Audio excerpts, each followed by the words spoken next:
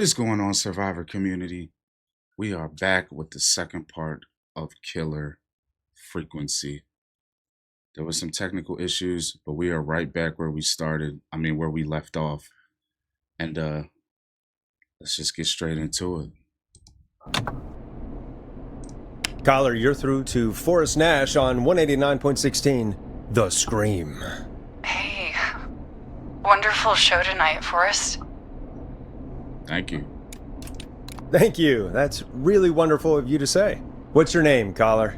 You can call me Dawn. Could you play my tune, Forrest? Your tune. Sure. Long Ride Home. That old song. Sure. We got it. I think I played it the other day. Thanks. It'll be good to hear it again. All right, folks. Coming up is that old classic. Forrest, I don't think you're gonna find that song. What do you mean? I played it a few nights ago. I know, but, we don't have it anymore. What are you talking about? I threw it away. You threw it in the trash? No, I threw it out the window earlier today. Why? And why did you throw it out the window earlier today? Brad was annoying me all afternoon. He played it on repeat because he knows I don't like it. So I grabbed it and threw it right out of one of the office windows. Not my finest hour, but I can only take so much. So, I'm sorry Brad was being a dick. Thanks, Forrest. Let's just play a different song. We've got more important things to think about anyway. Gotcha. Okay, folks. Here comes some unrequested music. Sorry about that, Dawn. Maybe try again tomorrow night. Sorry. play that song. No, turn that off. Come on with I don't. Why does the game have this dead air? Of all the songs to request, why did it have to be that one? Gee, Peggy, what did the barn finds ever do to you? Wrote that song, for one. It gets real old when you're forced to listen to it on repeat for years. Why couldn't they just request Roddy? Oh, Forrest, scrap the song. We have another caller. Go caller. Sorry to cut the music short, folks. Callers take priority tonight. Welcome to 189.16, The Scream. This is Forrest Nat. Forrest? Oh, thank God. It's me again. Murphy. Mr. Dojo. Hey, how'd it go, Mr. Dojo? Oh, the killer got me, man. Why did I ever trust a guy named Master Robbie? I warned you not to. Hindsight is 2020, okay? Forrest, we need to do something. Goddamn piece of... He came to the Gallows Waste Disposal plant. Beat on me, man. Carried me inside and locked me in a dumpster. I got a flashlight, but... Oh, goddamn. I smell smoke. I think he started a fire. Hold on, Murphy. We'll call for help right now. You gotta hurry, man. I need someone here now or I'm gonna die. Peggy, get the fire department on the line. On it. All right. Now just... Come on, pick up. Hi. Yes, I'd like to report a fire over at the Gallows Waste Disposal Plant. It's an emergency. What do you mean it's not operational? Why is there no backup vehicle? Oh, god damn it! Forrest, that evil son of a bitch slashed the tires on the town's only fire engine. They can't do anything. But I have a few friends who live nearby. Maybe one of them can save Murphy. Where do they live? My friend Alex lives on the corner of Haddonfield and Romero Street, and Catherine lives on the west end of Myers Lane. And there's Jericho on the east end of Myers Lane.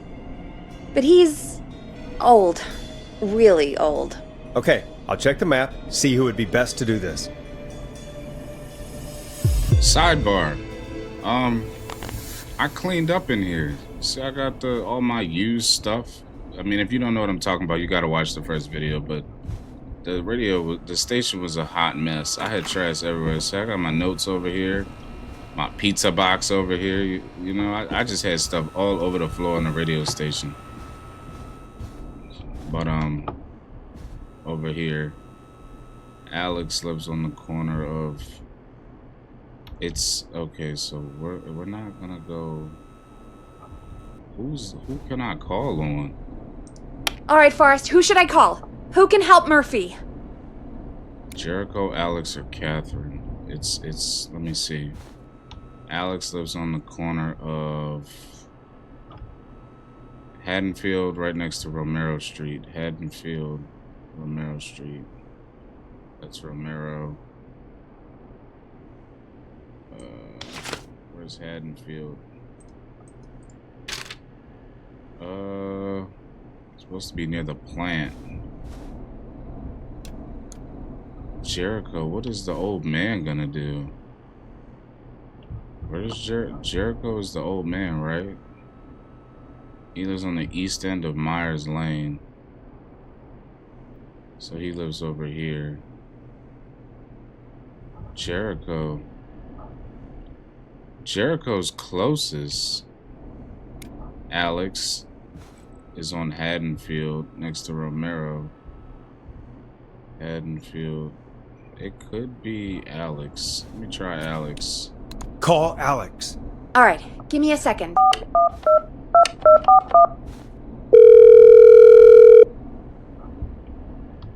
Waste disposal. They're on the way. They'll call from the plant. You can direct them from there. Well, let's hope they get there in time.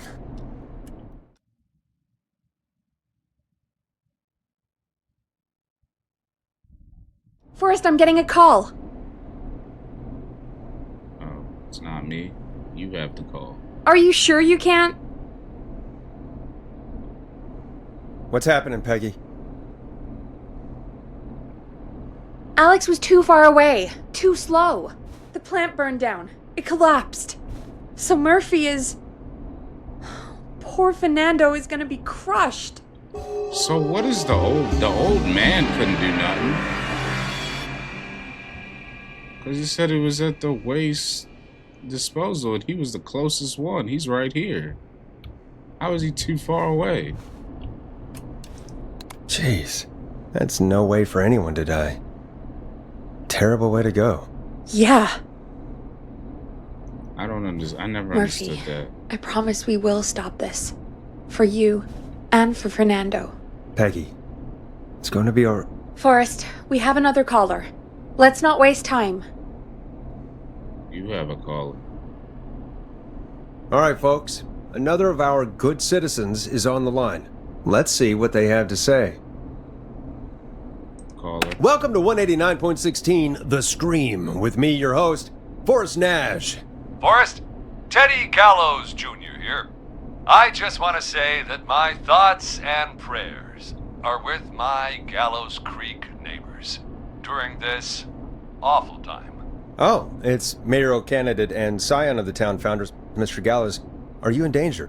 We need to be a town of law and order. We need cops who have the tools and funding they need to keep us safe. Okay, Teddy. I know you're an outsider to our little town here, Forrest. But you're really stepping up to bat for us all tonight. I just want to say thank you for taking a swing for Gallows Creek. Jackass. Teddy, this isn't the time for your political ads. Stop. I just want to make sure our town is safe and prosperous. That's why the Gallows Family Factory, founded by my father, Theodore C. Gallows, God rest his soul, which employs over 200... Teddy, unless you've got an emergency, I'm cutting you off. You know what? I do have a problem. A problem that's ruining our town. You know what it is? That was, yeah, that too, but Yeah, how about the goddamn serial killer? The problem is that woman, our current mayor, Linda Cartwright. Oh, here we go. She just isn't one of us. Linda Cartwright is un-American, unstable, and You're not better than anyone, Teddy. Just because you inherited half the town. your producer sounds a little unstable too. Don't you dare speak to me that way. Cut him off, Peggy. I can guarantee this kind of thing will not happen when I take office. The moral decay of... And that's enough of Teddy Gallows Jr. for one lifetime. I always feel disgusting after hearing him talk. Just play an ad, Forrest? I need a minute. We'll be right back after these messages. is this his ad? Oh yeah. You know where this is going? You know where this is going? Oh damn. I missed it. No, it's gonna get there. I'm sorry. No, it's definitely gonna. There we go. That's where that belongs. Time to play a commercial. Shut up, Peggy.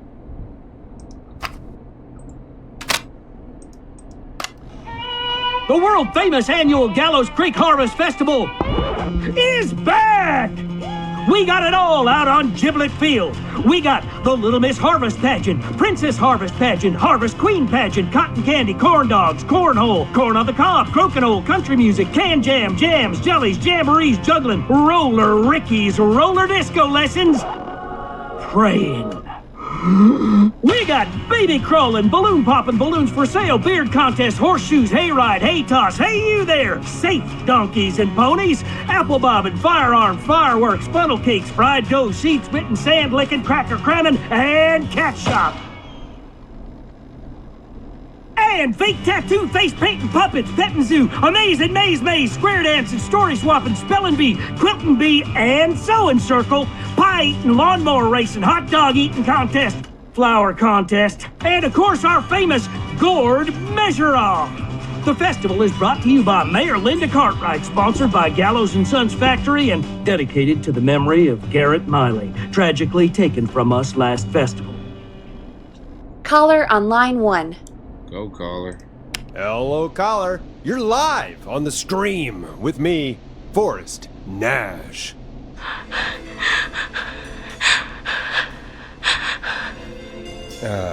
Hello, caller. Who is this? I need the police. I'm Forrest Nash. I'm standing in for 911 tonight. What's wrong? There's a guy hunting me and my friends. I think he's killed some of them already. That's him. He's just outside. I can see him from up here. God damn it. She's just a kid. Where are you? Where are you? Are you somewhere safe? Oh my god. Oh my god. You stay with me, kid. Focus. I can't do this. Yes, you can. Focus. Tell me, what's your name?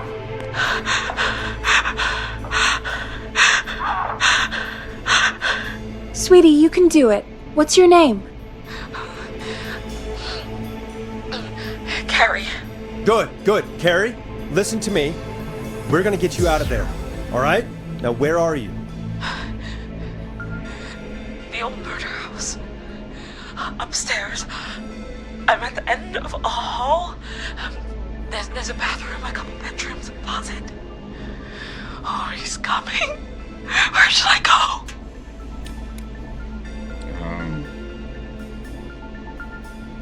The bedroom. Go to the bedroom. Okay, I'll...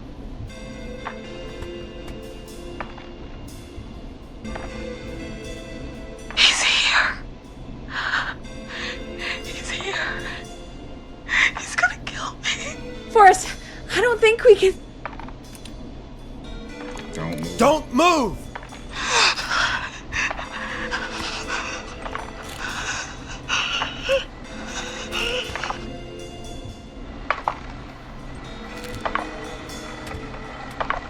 Oh no! Oh no! Ah! Oh no!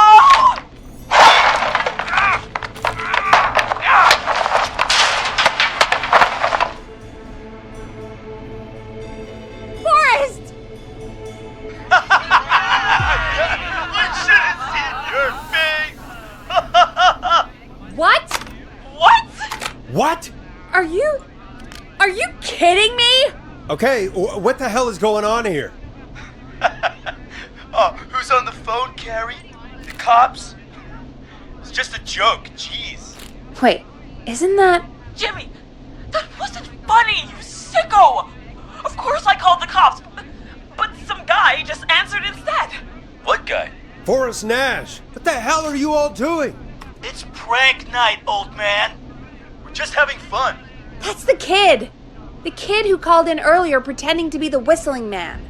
That's it. I'm out of here. He's out there. You know he's really out there tonight, Jimmy, right? Yeah, right. It's just whistling night, man. That little idiot. Whistling night? It's a stupid tradition. Especially stupid since that one kid died back in...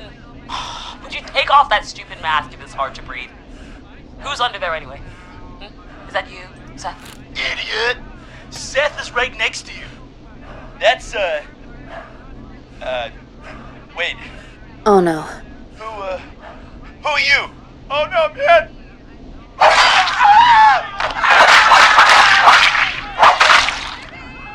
Everyone, get inside!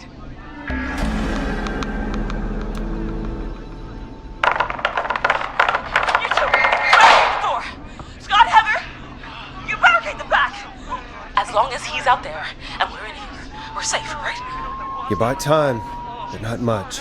Forrest, we have to... Heather, I already called the cops. Forrest picked up. He's the best we're gonna get. Who is with you, Carrie? My friend, we drove out to the old murder house and... of course! The van! Who's got the keys? Jimmy had them. Jimmy.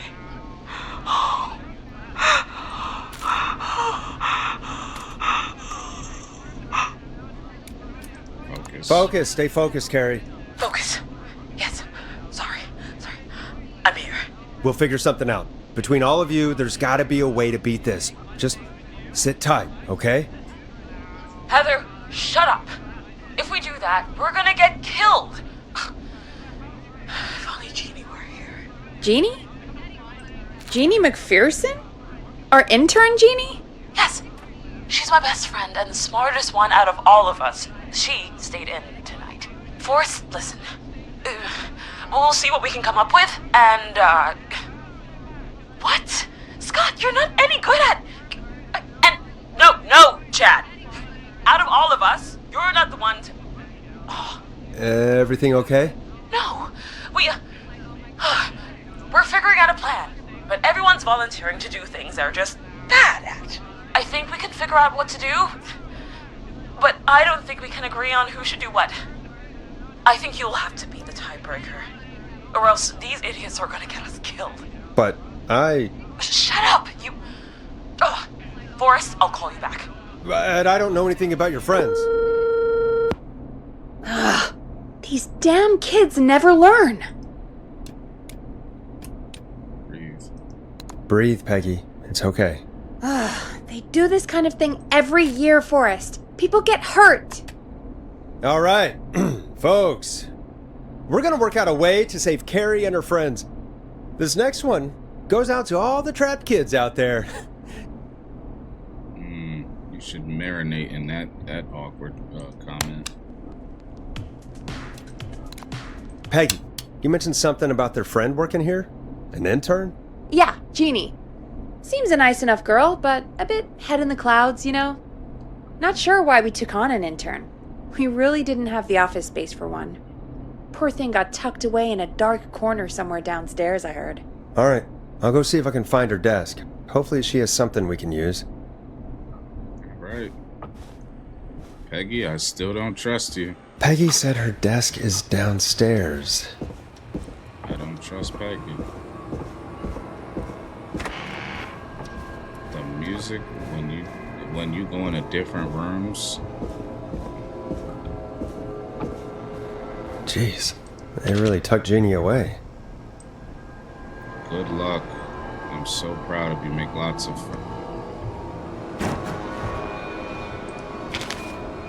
scratch.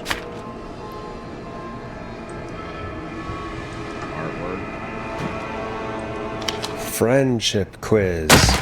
This might work. Boy, them jump scares never fail to get me. I got my headphones always gonna be turned up. There ain't no fun if I ain't jumping out my seat, flipping my camera upside down. I got something. Hey, you find anything that'll help us out? Yeah, I found a friendship quiz with all these kids on it. If you think that'll help, then good enough. Carrie's on line 1. Whenever you're ready. Let's go. This is Forrest Nash, back again with an unlucky caller on this unlucky night. Carrie, are you there? Yes, we've got a plan, but we can't agree on who should do what. You want me to be the tiebreaker? Exactly. I'm ready. What's the first step? Okay, first things first, we'll need a spotter. Someone who can keep an eye on the killer. We'll need someone on the roof. It's gonna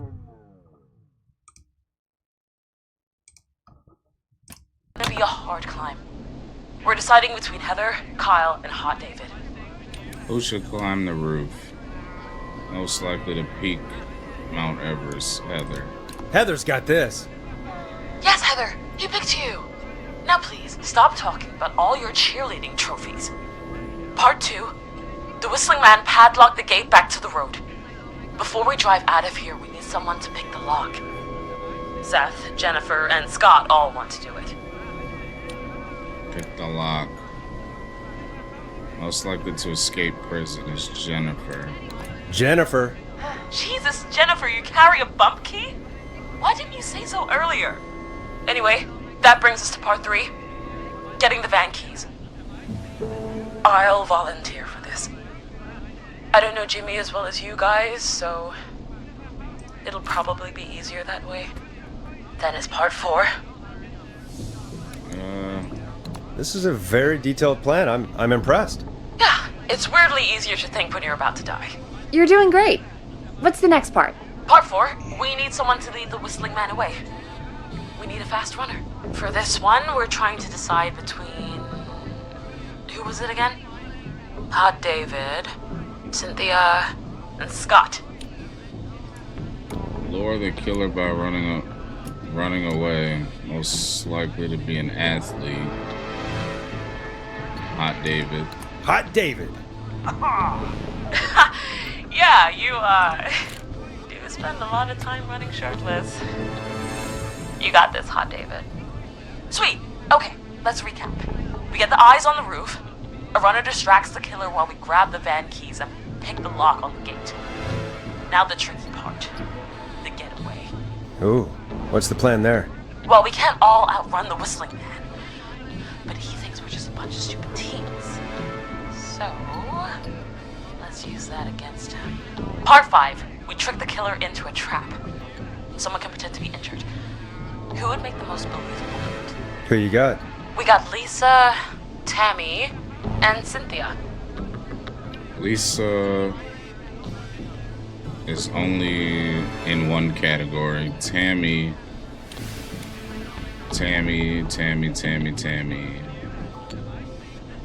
Where's Poker Face? And Cynthia. Lure the killer in. I want to say Cynthia. Cynthia. Right, Cynthia. It'll do. That should take care of the killer. And then it's time to get out of here. Finally, part 6. We need someone who can drive us through the woods and back to Gallows Creek alive. Who's our getaway driver? Should it be... Who have we got? Chad, Scott, Tammy, whatever. Forrest, you know what to do. Who should drive the van? Where's Chad at? Chad only has one category. He's out of that. Tammy... Poker Face. Scott?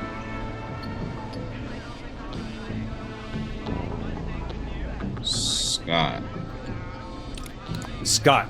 I know we all love watching American Skid. Yes, Yeah. Just do what they did in the movie. Thanks, Forrest. We'll just take a few seconds for ourselves, and then it's go time. Sounds good. Talk to you in a sec. Good luck, Carrie. That actually sounded like a pretty good plan. I hope so. I hope you're right. Yeah, let's hope.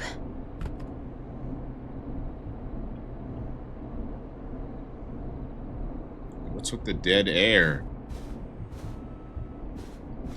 That shouldn't be a thing. Oh, the kids are back already. Line 1 again. Go, caller.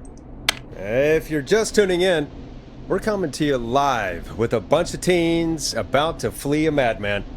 Listener discretion is advised. Are you ready, Carrie? We're good to go, Forrest. Good luck. Good luck. And Godspeed. You got this. Here we go, everyone. Spotter, to the roof. Go, Heather. She's off and away. All right, Renner. Get ready. Wait for the spotter's signal. Spotter says go.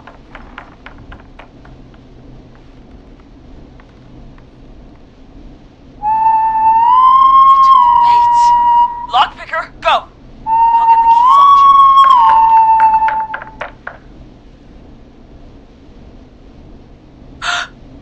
Oh, Jimmy. Oh, his face is... The keys, Carrie. You need to get the van keys. His face is lying next to him, Forrest. He got caught. Oh, God. Focus. Focus. Breathe. Right. Right. The van keys. Got him. It's... Jennifer got the gate unlocked. And Hot David should be back any second. Perfect. It's working. I can't believe it's actually working. You're doing great. Focus. You got this. We got this. Next step, trap the killer.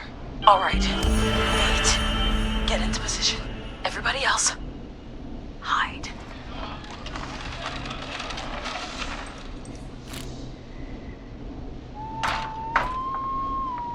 Okay, performer.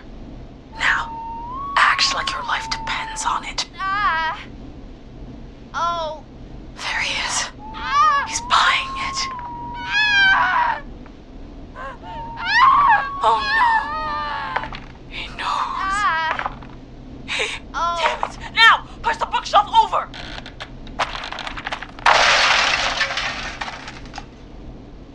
Oh my God, they both went through the floor. Spotter! You need to climb down now. We gotta go. She's coming down. And yes! Heather! Quick, everyone to the van. Driver, take the keys.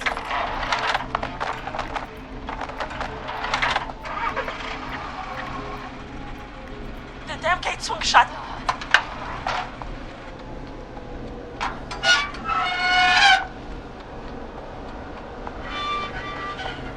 Huh? What? It won't stay open. I'll hold it.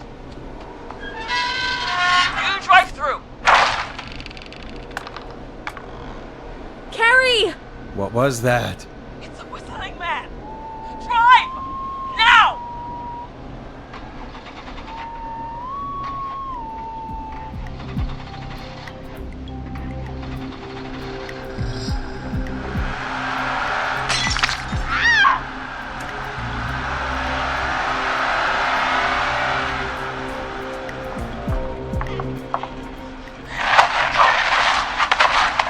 Let me go!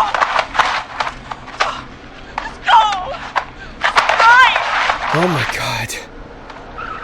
Please, no! No!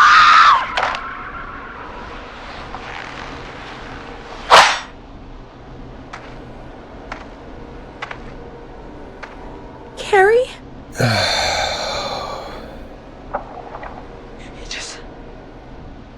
He just stared at me. Carrie! Carrie? Just stared at me. And walked into the woods. I don't understand. Thank God you're okay. Can you get somewhere safe? I can make it home. Thank you both for helping. If you hadn't, It was was your plan, Carrie, and it was a great plan. Get home. You get home now, Carrie, before he changes his mind. Right. I need to get home. Breathe, Carrie. You're okay now. I'll call you when I'm somewhere safe. Talk to you then. Folks, that was a lot. Our thoughts go out to the parents whose kids won't make it home tonight. For any kids listening in, please stay inside and stay safe. And parents, hug your kids extra tight tonight. Here's a song for the girl walking home in the dark.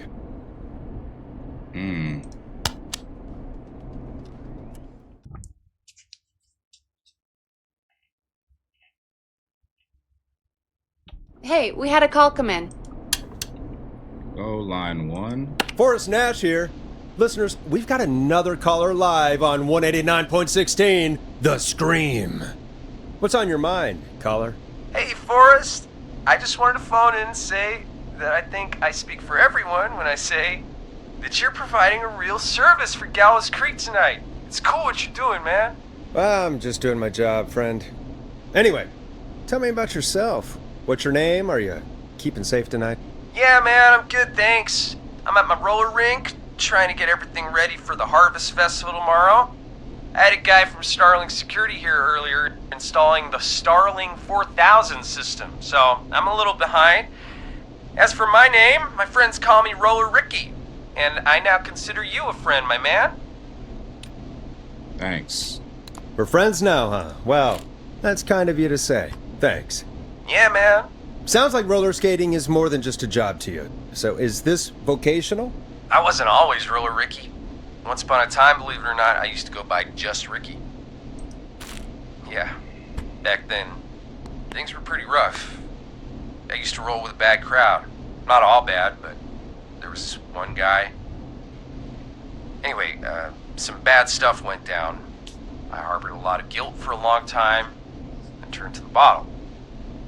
I didn't really talk about it or even know how to talk. It's just how it was.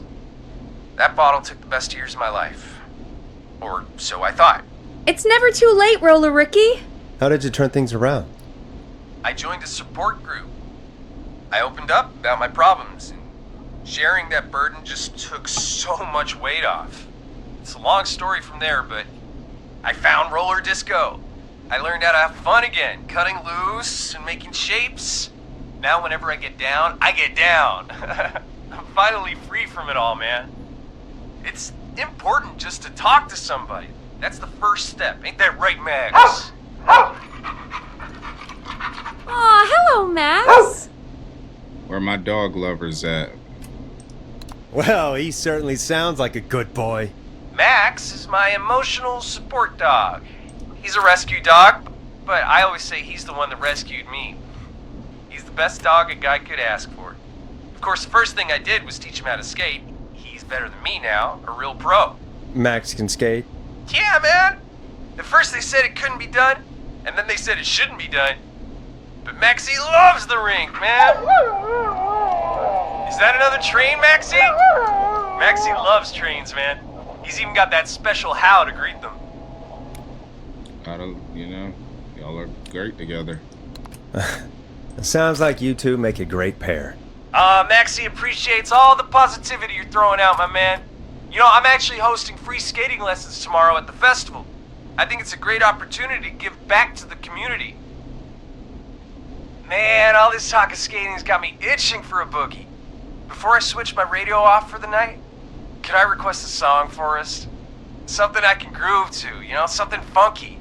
It'll be me and Maxie's final boogie breakdown tonight. Then I think we'll take it down a level. I can do that. Thanks again for calling. You and Max, be safe now, okay? Bye, Maxie. You got it, man. Peace. Well, folks, this next one goes out to Roller Ricky and Max. Enjoy. Turn that I off. really needed that call, after everything. Yeah, I get that. He talked a bit much for my taste, but it is inspiring to hear somebody come back from the brink like that. Yeah, that's what I meant. You were thinking about Max on skates, weren't you? Well, would you look at that? Another caller on the line. What are the odds? Better take it. Go caller. Welcome back to 189.16, The Scream. This is Forrest Nash. How are you tonight, caller? I'm doing okay. I made it home safe. Gary! Hey, I just wanted to thank you for doing what you could earlier. You know, even though not everybody made it, and, I don't know. Hey, it's okay. You were so brave earlier. You're safe now. I wanted to ask you why he didn't... Why am I... Why what, Carrie? Why did he spare me? After what he did, why let me go? He saw you as a victim? Maybe he didn't kill you because he saw you as a victim. Maybe. But why would that stop him from killing me too? After everything he did to... These stupid hazing nights have to stop. Carrie, you did so well tonight. Stay safe and rest. Help is coming to Gallows Creek. We just need to hold on. Thanks, Peggy. Hey, Forrest? Could I request a song? Of course, Carrie. What song? Any song by Blast Processor. And thank you. This next one goes out to Carrie. Blast, that's the front one.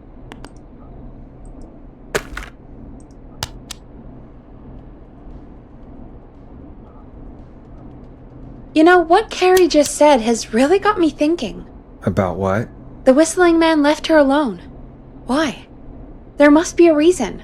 When it comes to masked whistling killers, I don't think a reason is a key part of their process. Well, it's something to consider. I need to take a break. If you want to stretch your legs, now's the time. Just hit the Peggy button when you want to get back on air. Alright, I'm gonna take a quick walk down the hallway.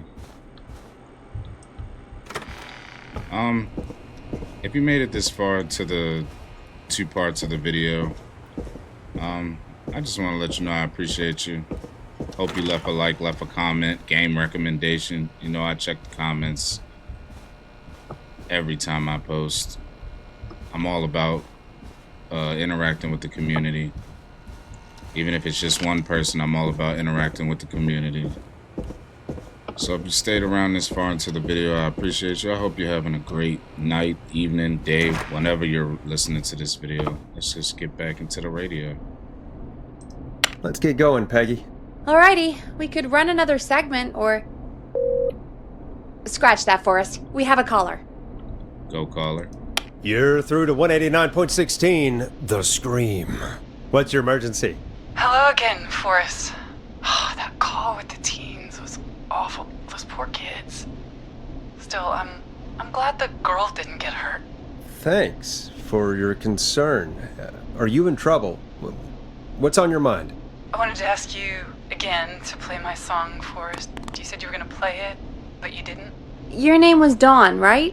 What, Peggy? Yes. Oh, well remembered. My name is Dawn, and I wanted to ask you again to play my tune, Forrest. Long Ride Home? You know, the one that Peggy said she threw outside the window? You must love this song. You must really love that song. If you're calling up to ask for it when you know we don't have it. Well, I do love it. And I don't want to argue, but you do have it. It's just outside the window. There's a serial killer on the loose. I can't just go outside hunting for a record. I'm really sorry, Dawn, but we just can't get it right now. But wasn't the whistling man just at the old murder house? That's miles from the station. It won't take you a second to grab it. He's fast. Don, I'm not sure if you've heard, but there's something unnatural about this freak. He's fast. I'm not risking it. Oh, but I think you will. Forrest? Peggy, I'm calling with more than a request. I know something. I think I know who's gonna be next. What? Are you serious? Play my song, Forrest, and you'll find out.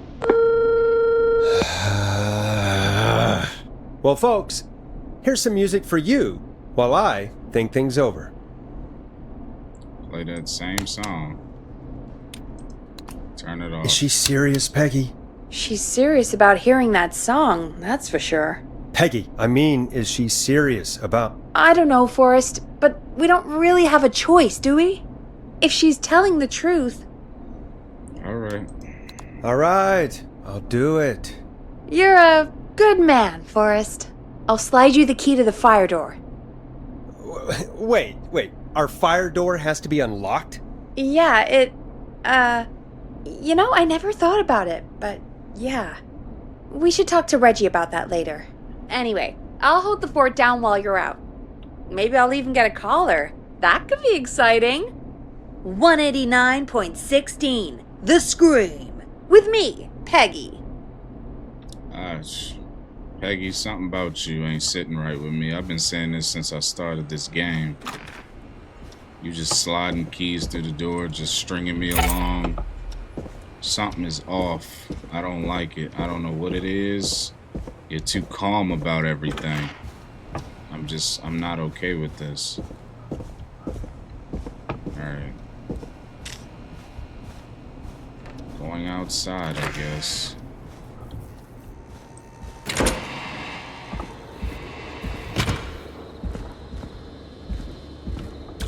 I'm outside again. I'm outside again.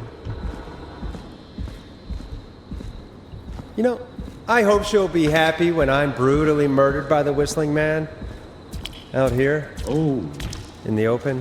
Hey. Alone. We're just gonna act like... Peggy, this is what I'm talking about. You see the correlation? Oh, I came out here for this. Here it is. Long ride home. I came out here for this. There's fuses everywhere. The door is locked. I think I saw this in the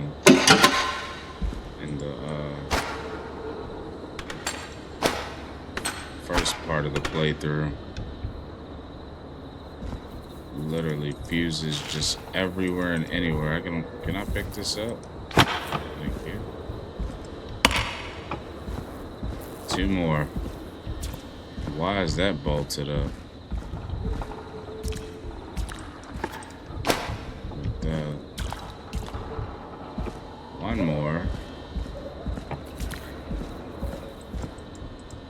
The fact that he did not comment about seeing the literal killer watching you the second you came outside, that don't raise no alarms. Like, this is what I'm talking about when it comes to Peggy, man, because how would that killer have known that I was even going outside?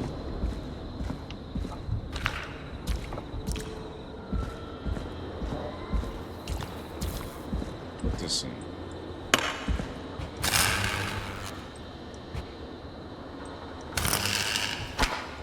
Okay, so the yellow ones aren't it. The yellow ones, I think I need a red one or a green one. There, that one.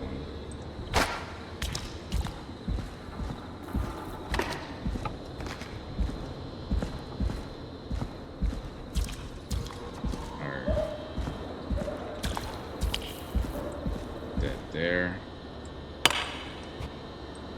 Bingo!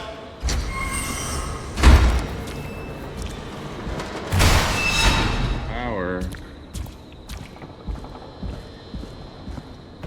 But my thing is, the door opened by itself. I could probably survive that fall. Looks like the janitor's closet. What did Peggy say his name was? Clive? Oh.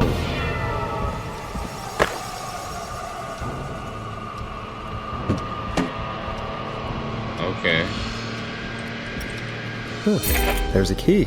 I'll just take that. Might be important. What the hell? Peggy is not gonna believe this. I feel like Peggy knows more about this shit than... Oh, excuse my language. Knows more about this than you do. Who's this? He got a suspect list. Chuck Brody, Kim Walker, Rebecca Allen, and Ant Williams. Gallows Creek Power Station hires 20 new staff in record hire, 12 of which were students from Yeah, he's got a suspect list. Game day. We would like to celebrate the marriage of Kim Walker and Peter Stein on May 30th, 1970.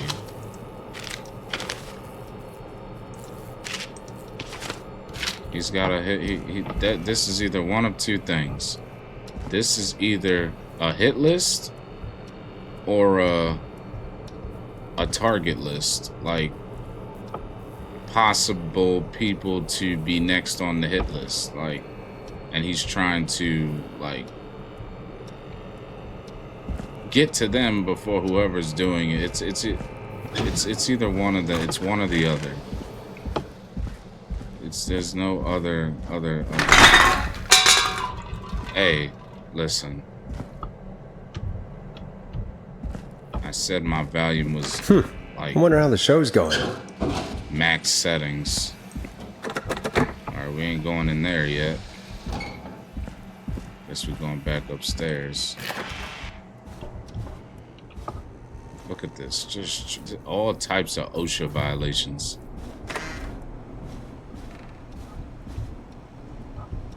I already read that. Peggy just cool, calm, collected, sitting in her little cubicle while I do everything. Isn't that such a good song, folks? And now for... Jesus, Forrest, you've been gone for ages. I thought something had happened. Something did happen. Clive the janitor might be Clive the murderer. What? I'll start from the beginning. The fire door locked behind me, so 2:40 in the morning. Why did you heave that thing all the way up here? Because the basement's creepy as hell, and I don't like standing around down there. Fair. Alright, let's run through this again. We have a creepy board you found in a creepy basement, made by our creepy janitor, who you think is the creepy whistling man. Yep. And on the creepy board are the names Chuck Brody, Kim Walker, Rebecca Allen, and Ant Williams. Correct. And you think one of these people will be the whistling man's, Clive's, next target. That's right. And we've got to find them. You said there are 4 locations listed there too? The hospital, the power station, the gas station, and the trailer park. Clive must think the target is at one of those locations. Forrest, you're gonna have to figure out if any of the potential targets are at one of these locations tonight. Hit the button if you need any help. Alright, let's get to it. Alright, so we got Gallows Creek game day. Not much information on that. No, pick that up, put it back where it was. Marriage announcement between Kim Walker and Peter Stein. Doesn't really offer much there. Police have today finally put an end to the long-running car thieving crime syndicate. The arrests were made after a member gave up information on their co-conspirators to investigators. Justice for festival victims. Investigators blame 2 engineers that were contracted in from the local power station. Lead engineer Ant Williams and junior engineer Sean Everett were distracted talking about horror movies when assembling the big wheel, which led to various construction mistakes. Alright, so we got Ant Williams looking kinda sus. Gallows Creek Harvest Festival closed early this year after tragedy struck only hours after opening. The big wheel broke free from its supports and rolled through town. Yeah, see, that's why I will never get on a big wheel. flu shots.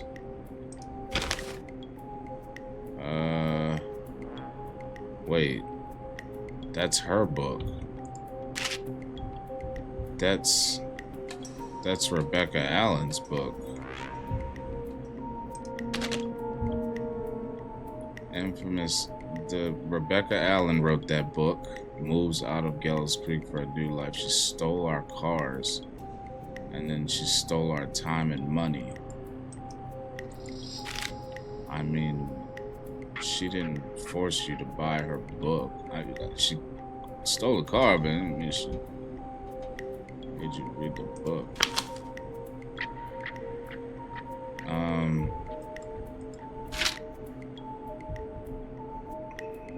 What's this? Do you care about health and safety? That's not what you. What's this? Try to destroy Gallows Creek. Okay, I think I know what it has something to do with the gas station. How's it going? I'm ready, Peggy. Are you sure? We've only got one shot at this. It's about the gas station. I'm sure. Let's do this. Okay, name first. Who do you think the target is? Let me see.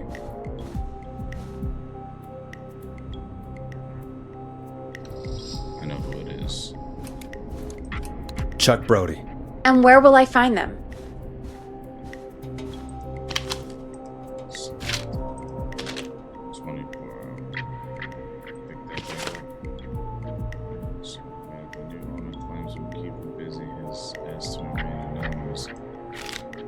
Anonymous, buddy. The gas station. Okay, I'm dialing. One moment.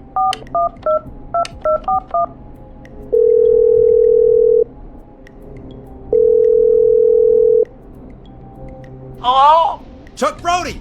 Listen, I know this sounds crazy, but we have reason to believe the Whistling Man is coming for you. You need to get yourself and everyone else out right now. The Whistling Man? Who the hell are you? Who is this? This is Forrest Nash. Listen, the Whistling Man's back. We found a list with your name on it, and... Oh, God. It's today. The year I finally let myself forget. Quit talking and run! I think he ran off. Well, fingers crossed that Chuck... Jesus! It sounds like something blew up. He's using bombs now? Is Chuck? I don't know. Hang on, we're getting a call. Hello? Chuck? Chuck! Forrest, the whole goddamn gas station's gone up. Is anyone hurt? I don't think so. I got everyone to follow me out. The town's only ambulance was blown to hell, though. Yeah, damn it, that fireball threw me. I've got to get to the hospital. I'm not feeling great. Forrest, man, I can't thank you enough, but damn, I gotta go. Wait, damn it, we lost him. What was that about today? Oh, Forrest, the call board is lighting up. Get us into some music while I deal with this. Here's some music while we regroup here on KFAM 189.16, The Stream. No, cut that off. Don't ask me how I figured that out. I can't tell you. I couldn't tell you. There's gotta be more in the basement to show us who Clive is targeting. And if that's the case, we can get ahead of him. Stop the killings before they can happen. Forrest, we need to go back down. By we, you mean me, right? Yep. Like I said, I need to handle all these calls. Maybe start with that creepy mannequin room you mentioned before. I still have a lot of questions about those, by the way. Me too. Play a record, Forrest. How about you just sit in silence and answer them phone calls? Alright, turn that off. I'm going downstairs. While you sit there and marinate in your office space. The music changing. Something about this music.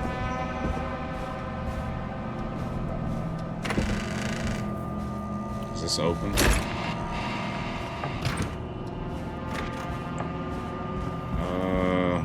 Can't get in there.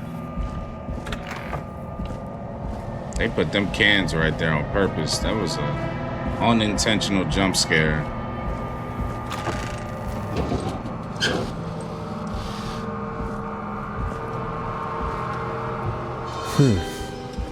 A key? Was this always here? I must have missed it when I brought everything upstairs.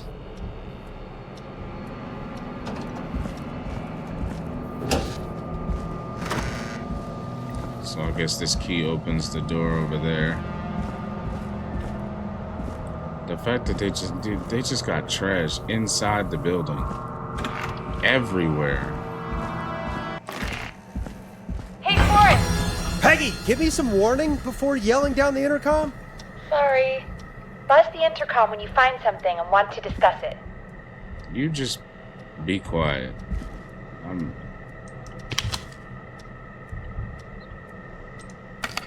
Peggy, I've found a tape and a map down here.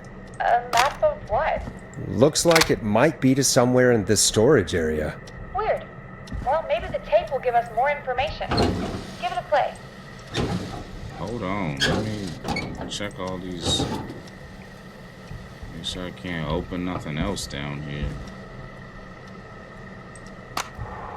George Barrow, 1968. That's when this all began for me. Follow the maps, find the tapes. I'll be waiting. Wait, George Barrow? We all heard that he drowned after a night out drinking. Was it actually Clive? Has Clive really been the whistling man for that long? He says I need to follow the maps and find the tapes. I guess that's what this map is about. I think we need to see what else is hidden down here. Be careful, Forrest. Keep looking. Buzz the intercom when you found something. All right, Peggy.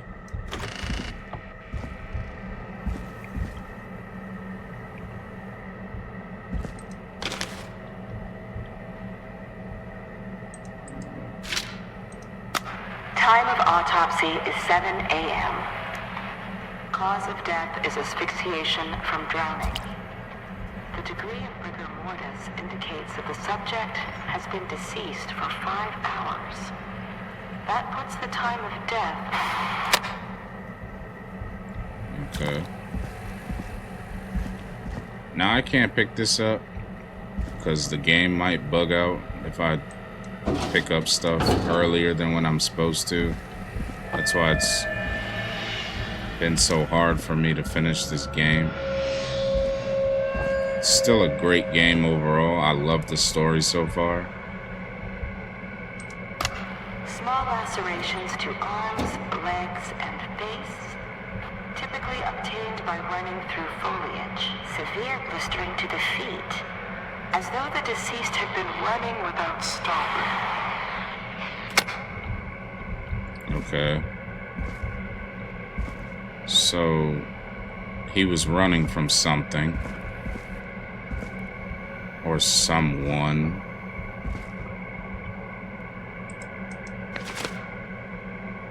Get back up. It's saying it's in a box. Put that down. Preliminary toxicology results shows no signs of inebriation. However, a high amount of cortisol was found, indicating elevated levels of stress in the immediate moments before death. So he was being chased.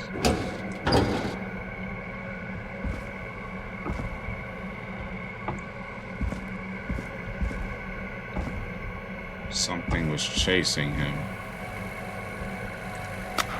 Additionally, there appears to be a post-mortem injury to the arm. It looks like it was trapped in a car door. So they tried to put him in a car? Is that what I'm understanding? Oh, sorry. Keep pushing the wrong button. Did I miss something? I don't think I did.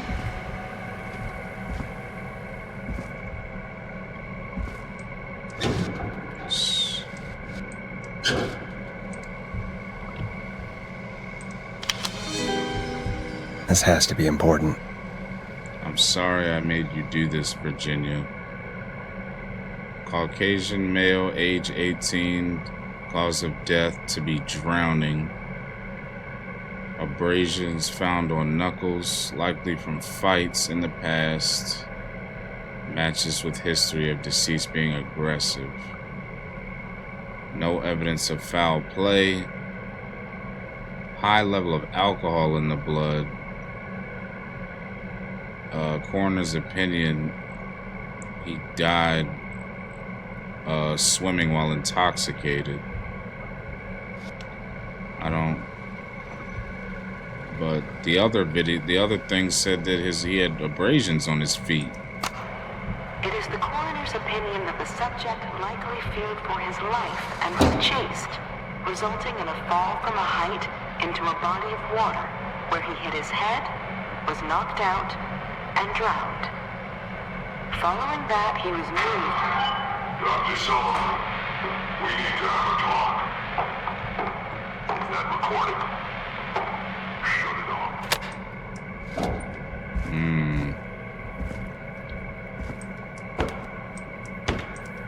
Ooh, a new vinyl for my collection. If you're listening to this, then I'm probably dead. What the? I'm a man who likes to stay informed. I've got subscriptions to newspapers all over the country. A few weeks ago, I noticed headlines cropping up in those papers, one after the other. Each headline about a murder. Each murder, the death of someone I knew almost 20 years ago. And each one drawing closer to Gallows Creek. Drawing closer to the anniversary. None of us are innocent, but I don't think we deserve killing. All I hope now is that I can save some folk from the worst. And I can. I don't know. Oh no. I rebuke you. To make up for what I did back then, I guess. I didn't kill anyone, mind you. But that's past mattering. Now, there's more I could say. That I should say.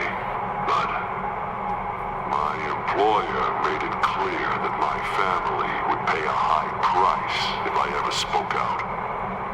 So, hopefully I've said enough for you, listener, whoever the hell you are, to start putting the truth together. So... What the hell? Peggy is not going to believe this. So Clive was attempting to save... Why do I keep doing that?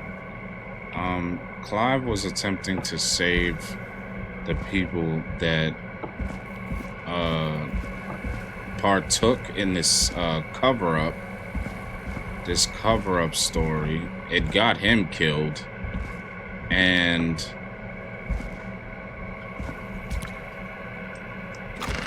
so basically, this killer is picking off the people that co-signed the cover-up. What have you found, Forrest? It's an autopsy tape. Doesn't say for who, but I think it must be for George. Poor George. He was so young. Something's bugging me, Peggy. What do you mean? I swear I recognize the voice of the woman talking on the tape. I just can't place it. Seriously? Do you think you've met her before? I don't know. I mean, I just got here recently. I don't know. Found another tape. It talks more about how George died. What did it say? It sounds like he was running for his life. Sprinting through trees and bushes, getting cut up all over. What would drive someone to do that? I'm not sure yet. There's also a tape about a toxicology report. There were no signs of drinking or that he was on anything. What? But everyone said he went swimming drunk and drowned. It was in the newspaper and everything. I found a written autopsy report. What does it say? According to that, it's just like you said at the start. George drowned after getting drunk. Said he liked to fight, too. But that contradicts the tape. I know. And I think I know why. There's a note with the report that says, "I'm sorry I made you do this, Virginia." If it was on the autopsy report, then Virginia must be our coroner. Wait, the caller from earlier, when we had to call the takeout restaurants, wasn't her name Virginia? We need to call her back once we finish down here. It looks like she might know something about what's going on. I found a tape that introduces a new detail to the story. Post-mortem injury. Apparently, his arm got caught in a car door. A car door? Yeah, after he died. How do you suppose they can tell? How can they tell? I'm a radio producer, not a coroner. In another tape, the coroner comes to the same conclusion as I did. George was running from something. Maybe an animal? Maybe, but then there's this next bit, where the coroner thinks he was moved post-death. Moved the body? How weird. At the end of the tape, someone burst in and demanded Virginia stop recording. I think it was Clive. This is starting to make sense now. This is a conspiracy to cover up what happened to George. I think I found Clive's last recording. I think Clive might be gone. Gone? I found a confession. Not for any killings, but for playing a part in covering up George's death. He left this behind in case he died. He hoped someone would find it. Do you think the whistling man already got him? Possibly. We've had a lot of callers tonight, but maybe not every victim made it to the phone, you know? We don't know how many there really are. Christ, Forrest, that's dark. I know, but Clive said he had read about other murders in other towns, and that the murders were all folks who knew about the incident. And the killings were getting closer to Gallows Creek. He said he wanted to do something good for once. The board in his office. He wasn't tracking people down to kill them. He was tracking them down to save them. Ugh, why didn't he just come out with all of this? He said his employer threatened his family if he spoke out about any of it. His employer? The one who orchestrated the cover-up? Oh, Clive. I'm sorry for thinking you'd killed all those people. Do you think you found everything? I think so. Forrest, what's going on here? Someone wanted that boy's death to seem like an accident. And they hired Clive to make it look that way. Come back upstairs when you're ready. We need to figure out our next step. 3 a.m. It'll be 3 a.m. when I finish recording this. Thank God you're back, Forrest. I've been running out of stuff to pad our airtime with. Peggy, you work in radio. Forrest, I'm stressed. I mean, really. How are we supposed to keep a show going with all this happening? This is our job, Peggy. We gotta do it. You're right. So, what's the plan now? I think we should call Virginia back. All right, I'll get her on the line. Hello again, Gallows Creek. This is Forrest Nash. We're circling closer to the truth behind tonight's events. To this end, we're calling back one of our earlier callers, Virginia Sullivan.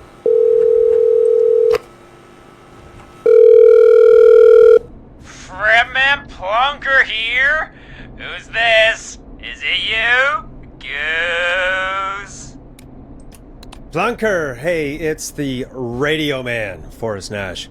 Radio Man? What's up? Solving mysteries, saving lives. The huge. Plunker, what are you doing at Virginia's house? She asked if we could stay to keep an eye out for that whistling turd. So we're hanging out, bro. Well, that's big of you, Plunker. No, it's nothing. Can I speak to Virginia? Sure thing, Radio Man. I'll just go get her. Who is this? Hey, Virginia, it's Forrest. I'm glad you're still okay. Oh, Forrest. Sorry, I'm still jumpy. We need to talk. Sorry to hear that, but listen, hey, we need to talk. What about? We're calling because we think you can help us understand why this is happening tonight. Me? What would I know? Does the name Clive mean anything to you? Clive? No. I don't know that name. What are you asking about this for? You mentioned that name earlier when you called us the first time. I don't know what I said then. I was petrified, Forrest. Clive's the janitor at our station, and we know you spoke to him in the past. Forrest, please. You don't know what you're doing. He'll come for me. Virginia, it's okay. Clive won't be coming after you. We think Clive's dead. Dead? But isn't he? He's the whistling man, Forrest. Yeah, we thought. We thought so too, but... You don't understand. All those years ago, he... It's okay, Virginia. He's gone. We found evidence to suggest he... well... And we found your autopsy reports for George Barrow. How? I saw him destroy them. Well, he didn't. I don't know if he kept them or made copies or what, but we found them, and we know it's related to what's happening tonight, which is why we called you. Why did you write a false report? All right. One day, I came into work to find a boy on my slab. And as I finished the autopsy, this man, Clive, he just burst in. And he started making demands to give over the reports, to falsify what I found. Of course I said no. But, well, when someone wants to make you do something, they can use the carrot or the stick. For me, he used both. You see, my sister is sick. She has a chronic condition that's never going away. It's expensive to treat, and it was getting to where I couldn't afford it. And Clive promised me that his employer would pay for my sister's treatment if I did what he said, and that if I ever spoke about this, he'd beat me to within an inch of my life. I don't know why he had me do it, but my sister needed me. You have to understand, she needed me. We understand. Thank you, Virginia. That was brave. God, I just want this nightmare to end. This will help end it, Virginia. Thank you. Stay safe, Virginia.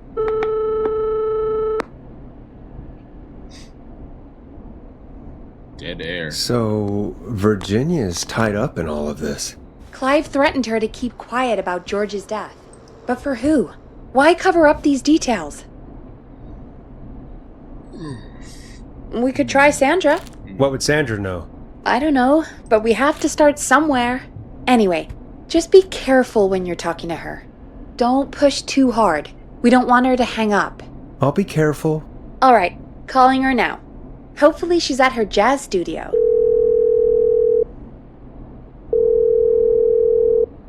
Aha! Forrest, you're through. Hello, this is Sandra at Jazz Pizzazz Jazz Studio. Who's this?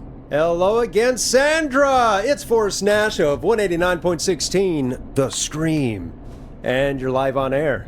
Oh, I always thought folks called into a radio show, not the other way around. How jazzy. What can I do for you? Well, we're trying to understand what's behind the attacks tonight. We had a few questions. Why, Forrest, of course. Heck, after the way you saved my life. I'd say yes to just about anything you asked. Do you know why the Whistling Man might have targeted you? Ha! As far as I could tell, he was just a knife-wielding psycho with superhuman cardio.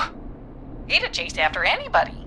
Right. Well, we think he might be chasing specific people. People who know about the death of a boy named George. Oh, I don't know anything about that. Sorry. Have you had to keep quiet about anything? Any secrets you've had to keep? What would I have to keep quiet about? I don't know. I mean, could be that you've seen something or heard something. I never saw anything. And even if I did, what would that matter? And it was years ago. Sandra, are you okay? It was years ago. We know, Sandra. You do? You know about? Yes.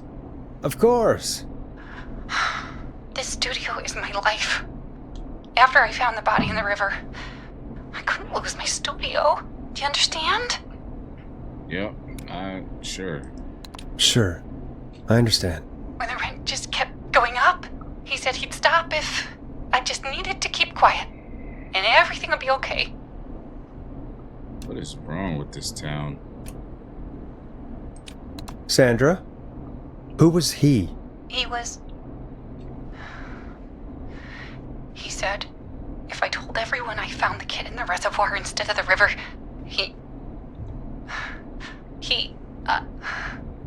I'm sorry. I can't do this. And she's gone. I don't think that could have gone any better. You truly did great, Forrest. Well, folks, if anyone out there has any thoughts on what's going on tonight, please call in. That's good timing. We've got a call waiting just this second. Welcome to 189.16 The Scream, with me, your host, Forrest Nash. Hi, Forrest. I know this is really out of the blue with everything happening tonight, but I wondered if you could send a special birthday message to my uncle. Ponty, get off my phone. No, I don't wanna. Oh, come on! It's his birthday. I won't have a chance to do it again until next year. May as well, Forrest. Fine. What's his name? Thank you, Forrest. He's my Uncle Ronnie. His first name's Peter, but he never liked his name. But since he always had salt and pepper hair, even as a kid, can you believe it? Folks always called him Pepper. Thanks for the history lesson. Is there anything besides happy birthday you would like to say to Mr. Pepper? Oh my god damn it! Yes! Tell him he can get the best birthday deals and party packages here at Putney's Pizza. Starting at You son of a bitch! Stop calling us! God damn it, Peggy, this is your fault! My fault? I said I didn't want to do it. Don't blame me because Brian Ponty can't control himself. Don't worry, we've already got another caller on the line. Just pick it up, okay? Oh, caller. This is 189.16 The Scream. I'm Forrest Nash. You're on the air, caller.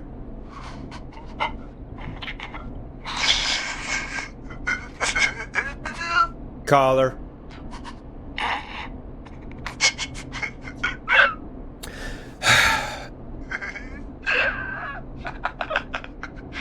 Ponty? Ponty's Pizza always delivers! Come rain or sleet or whistling man, we'll be there!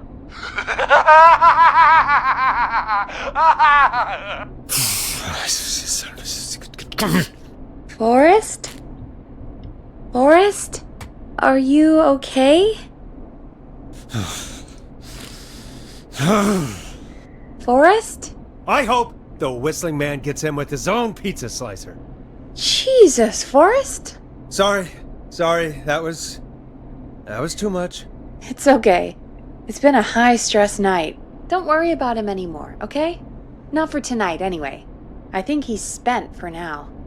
We've got another call, whenever you're ready. Go, caller. Folks, don't spend your money at Pawnee Pizza. That's all I'm going to say about that. Moving along, I'd like to welcome another caller to 189.16 The Scream with me, Forrest Nash. Who may I say is calling? Well, hello again, Forrest. Don. I bet I know why you're calling. I'm sorry I didn't play your song. There's a lot going on. But please? Never mind that now. Forrest, I'm calling because I need your help. Are you in danger? I sure am. Do you mean Yes, he's after me now. you? I think so. He must have heard me on the radio helping you. You didn't really do anything. Helping? You didn't exactly help. Maybe I've been helping more than you know. I was out following a lead, trying to work out who would be next, after Chuck. And what happened? And I started to feel like I was being followed. I came back to my apartment building, but this newfangled security system has me locked out. I need you to help me get inside. Ask a neighbor. Can a neighbor let you in? I only moved in last week. I don't know anybody yet. There's not even a buzzer here, only the keypad for the entry code. I need that code to get inside. Which apartment block do you live in? Maybe one of our listeners lives there too. It's the new Woodside apartment building between the town hall and the trailer park. But I doubt any of your listeners live there. I don't have many neighbors. Sounds like a prime piece of real estate. Sound really carries at night. Shit. Neighbor's dog? Is that a neighbor's dog? Yes, it is. Boy, I wish he'd muscle that thing in. Oh. And now he's blasting David Scopo out of his window. So I can't get any. It's like, man. It's coming down the street. I don't think he's seen me yet. Forrest, please, I need your help. I need the code for that security system, or I'm gonna die. What's the name of the security system? There's a sticker on the box. It says Starling Security 4000. There's a keypad, and it looks like it wants a 6-digit number. We'll try. We'll see what we can do. Thank you, Forrest. Yeah, of course. Don't worry, Don. Thank you, Forrest. I knew I could count on you. I'll sit out of sight. Call me back soon. All right, folks. Here's a little tune for you all to enjoy while I try to break Dawn into her apartment. You were pretty quiet there, Peggy. Forrest, was it just me, or was there something... Yeah, it wasn't just you. Something was weird about that. Yeah. Well, tell you what. We have a Starling 4000, or whatever, here at KFAM. Clive bought one for the station. Maybe we can find something to help. Well, I'm not sure who. But to help someone. Down in the basement. Okay, so she's locked out of the Woodside Apartments, and somewhere, Clive probably has the papers for the Starling 4000. Okay, so now I can go get those papers that were, wait a minute. Woodside Apartments. Coming soon, No pets. Not open until... What? October 1st. I like how it says low price of 300 p.m. at the bottom. Get those codes from the basement. So she's lying. If you didn't already figure that out, she's lying.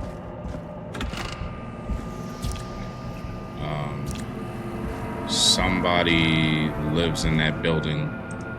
Order delivery form. Starling must have left this by accident. The system's not even installed at Woodside. Starling 4000. User manual. Ah, these codes should come in handy. Now, see, I could have picked this up earlier, but the thing is, when that screen faded to black, if I had picked it up, I don't know where the game would have put it. it wouldn't have respawned it back in its original place. That's why I didn't pick it up earlier. That's what I mean by parts of this game are a little bit buggy, but the story is just overall amazing. I have no complaints about the story. I don't trust Peggy at all, but I don't have any complaints about the story. Welcome back, Forrest. Find anything? The Starling 4000 security manual. It's got a bunch of codes. Good. And did you find anything else? I found a flyer for the apartments. They're not open for move-in till next month. No pets, and they're located pretty far from the trains. Ah, so Dawn probably isn't trying to get into Woodside, is she? Nope. You remember who else has a Starling 4000 installed, though? Oh my god. Roller Ricky! Do you think we should give him a call? Is that crazy? I don't know what you'd say, but... He's not gonna pick up simply because when he requested that song, he said he was calling it in for the night with it and just... yeah.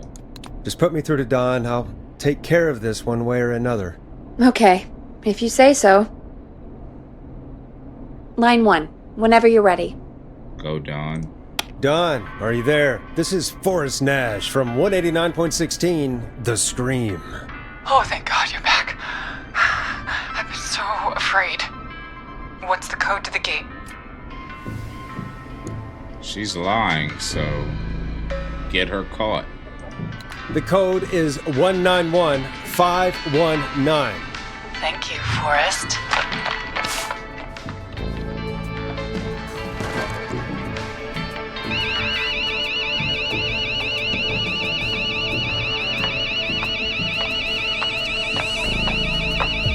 Son of a bitch.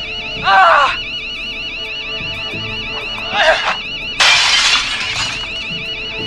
Is she?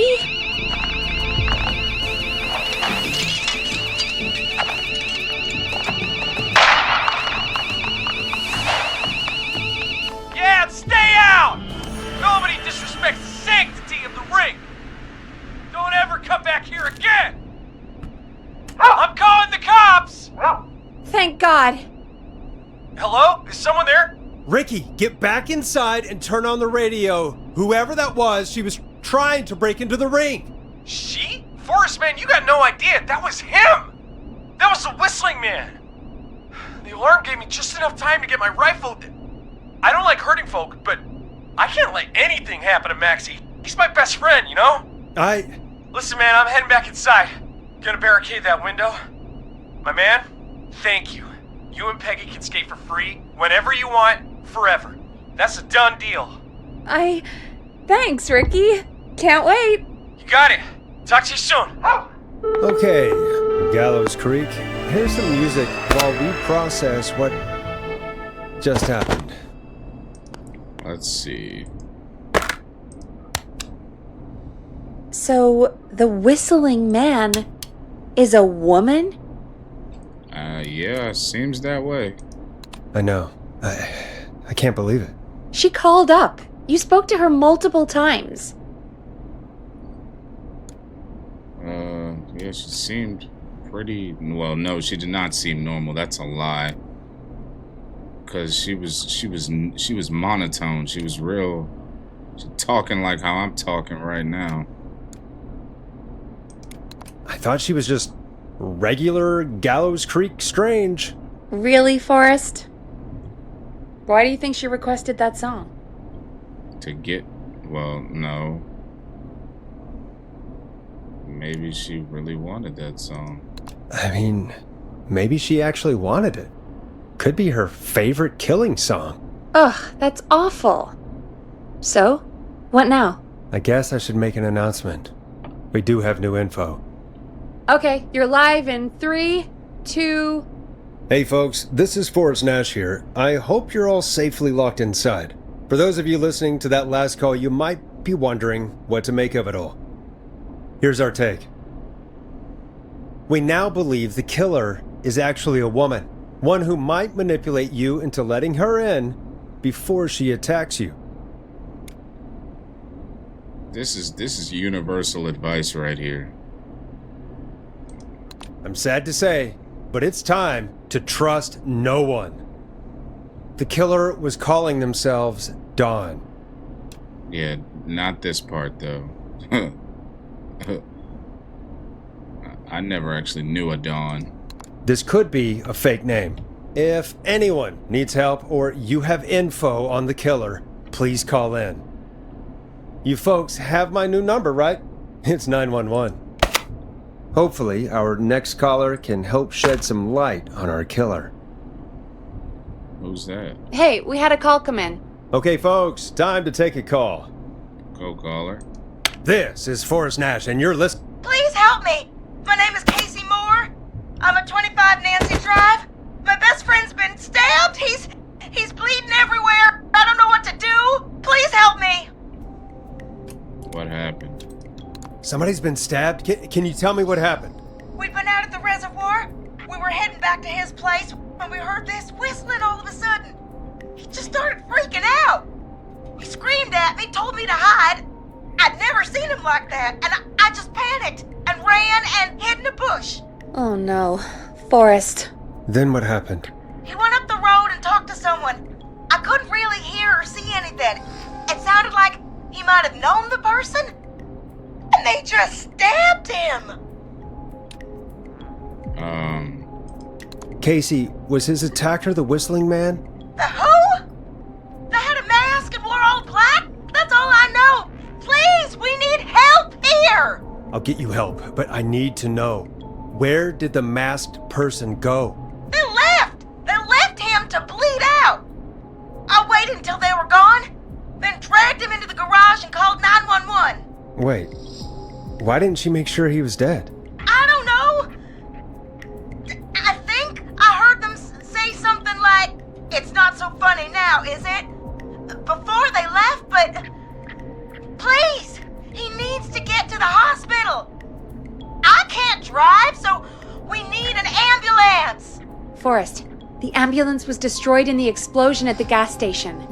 You should get all the info you can. What's his name? What's your friend's name, Casey? It's Jason Parker. Can you tell us where Jason was stabbed? They stabbed him in the stomach, and then stabbed him again in his leg when he was on the ground, and it's... Oh, the knife is still there in his leg. We'll be right back.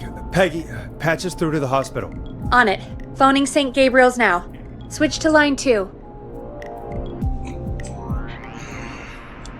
Line 2. Hello, St. Gabriel's Hospital. How can I help you? Hi, this is Forrest Nash from 189.16.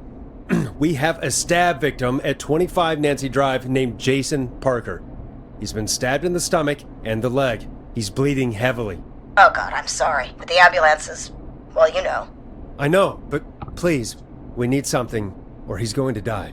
Forrest, listen, you're going to have to get him here. We need to see him, and we can't get there ourselves right now. We don't have any way to drive him right now. And even if we did, he's bleeding out fast. All right, listen. We need to buy him time to get here.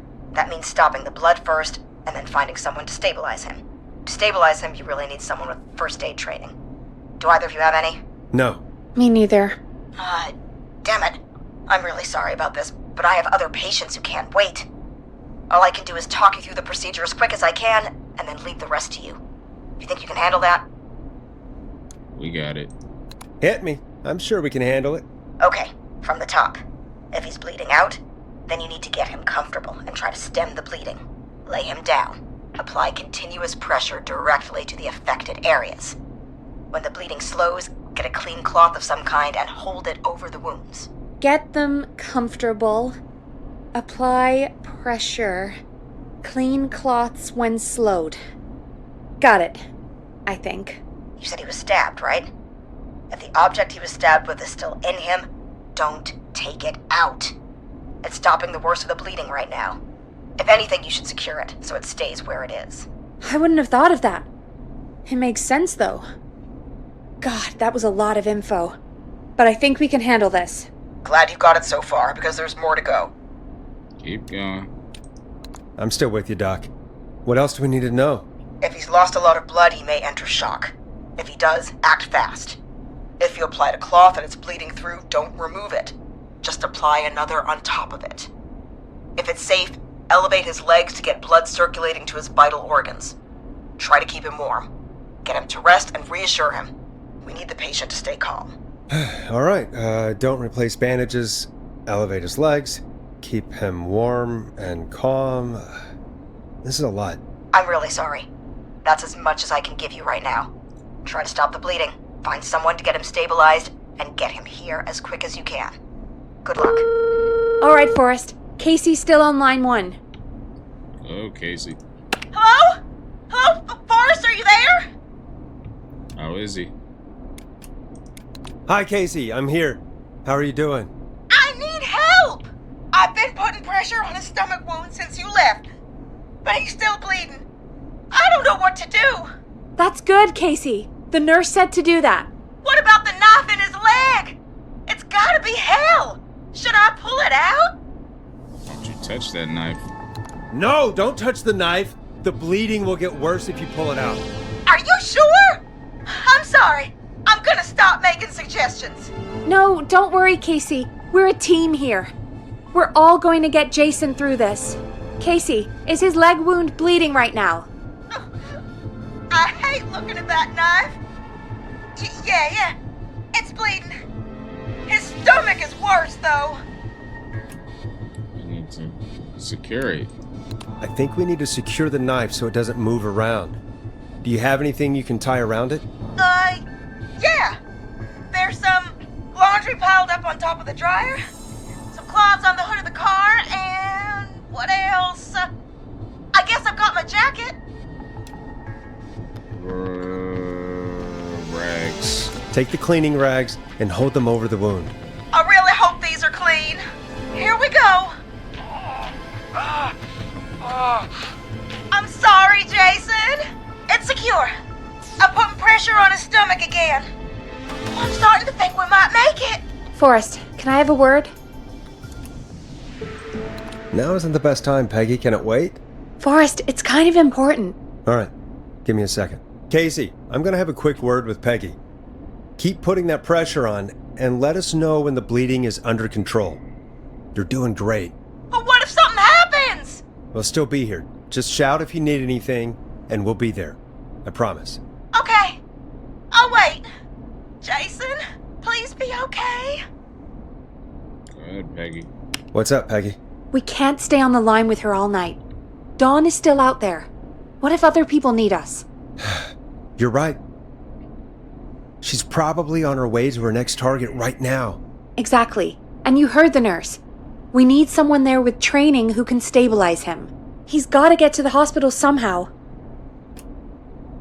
Somebody nearby. Could somebody nearby help them? Maybe drive them to the hospital? You know, that's exactly what I was wondering. Do you have anybody in mind? I might. A little before you started working here, KFAM did a mandatory first aid training course. Me and Karen missed it because we were away on a producer getaway. You skipped it, didn't you? Never mind. So, how does KFAM's first aid course help us? Casey said they're at 25 Nancy Drive, right? Yeah? Why? They put up a bunch of cheap houses around there about 10 years ago. So a bunch of people here at the station live around there. Do you think any of them could help Casey and Jason? Probably, but I don't know who lives there. And since I missed the training day, I don't know who knows first aid. Could you call them and ask? I don't know everybody's numbers. I've only ever called Karen. Everybody's personnel info is probably in Reggie's office. Got it. I'll look through their files in Reggie's office. It's a life or death situation. I'm sure they won't mind. Right. But there are a couple of problems with that. Go on. Go on. It's sensitive information, so Reggie probably locked it in his safe. Great. Do you have any idea what the combo for the safe could be? Not a clue. Reggie's a serial note taker, though. Maybe something in his office will give it away.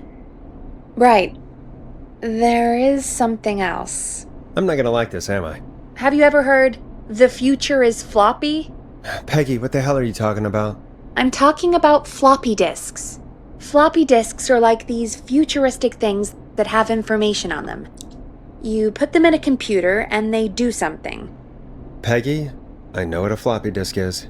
Anyway, Reggie decided that the future is floppy and started phasing out our physical records and replacing them with these floppy disks.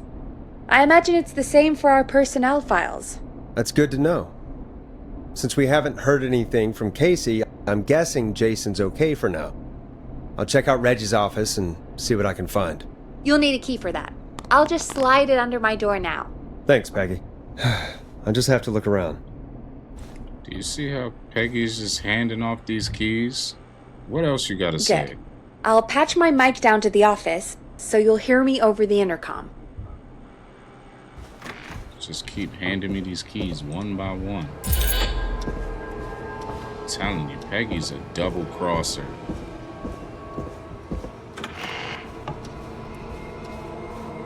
Where am I going?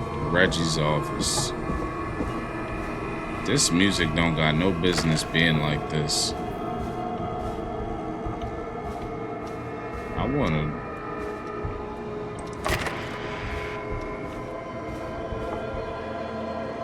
First aid, Reginald Scott. Close that.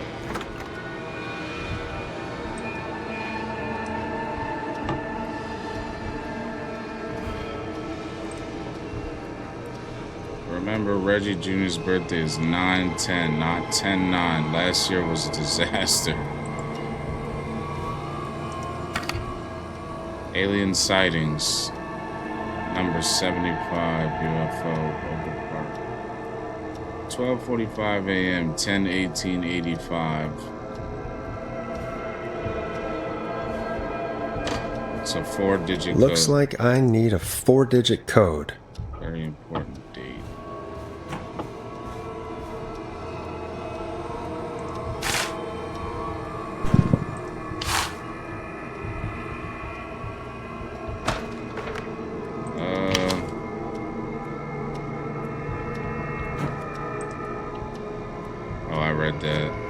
Over here.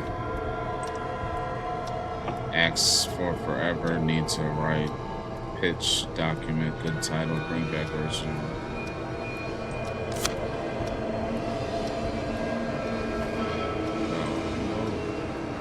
Oh, purple. Means he's mad. Ask Jeannie where those tapes are. It's been weeks now. Clive, if you're reading this, stop stealing my post-it notes. It's purple, that means he's pissed. Oh, floppy disk here.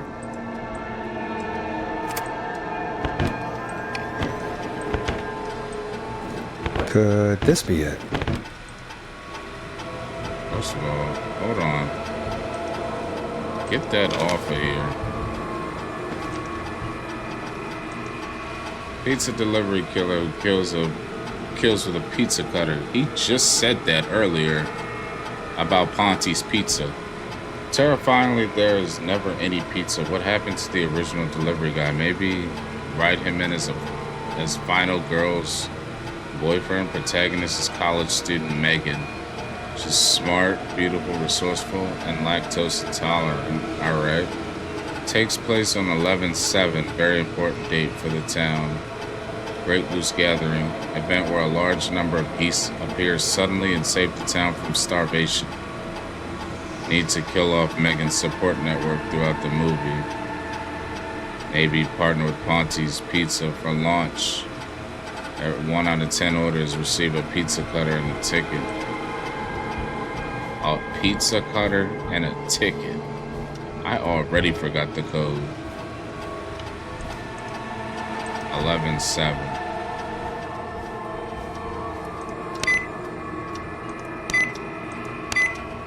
Nice!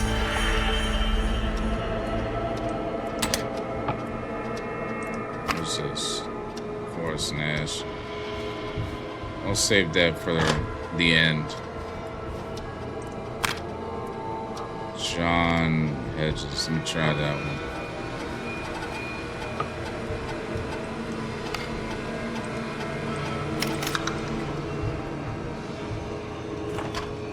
Separate those.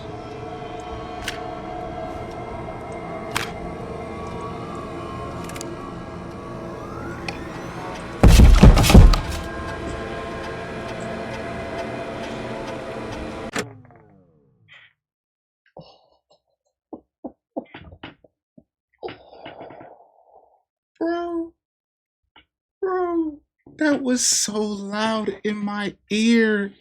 I just said I have my volume on like 95, bro. 95. I know y'all heard that.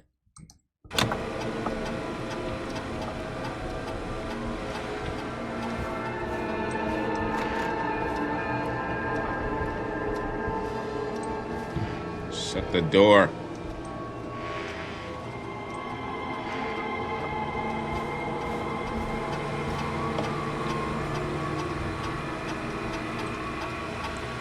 John refused to engage with the first aid trainer during the course. I know he was a war medic, but it was station policy to send everybody regardless. John apparently has a bunch of medical equipment in his home that he procured from the military at the end of his service. Is that legal? Do I need to report him? Spoke to John again about eating the free samples that Brad gets sent for his reviews. He said he'd stop, but he said that the last three times too. Is it un-American to reprimand a war vet? Alright, so it's John. John is the one you need to be talking to. Where's the one I just... For the content, right? Get a load of this, Peggy. Apparently, I'm a lone wolf type. Forrest, what are you doing? We don't have time for this. We have a man literally dying on the line, and we're more interested in you. You're right, I'm sorry. I need to focus on possible candidates. I can read the rest of this later. I can't believe we actually got D. Forrest Nash here in Gallows Creek. His motivation may be low, his demands are a bit beyond our means, and he's currently blacklisted from any reputable station, but honestly, we don't have a reputation to lose. Forrest isn't really integrating with the team, seems to have this lone wolf thing going on. Heard him call Jeannie, Janny, Janine, and Brenda in his first week. Hopefully this changes when he gets settled. I paired Forrest with Peggy for his show. They seem to have developed a relationship of sorts pretty quickly, which is good because we sure don't have the budget to pair him with Karen.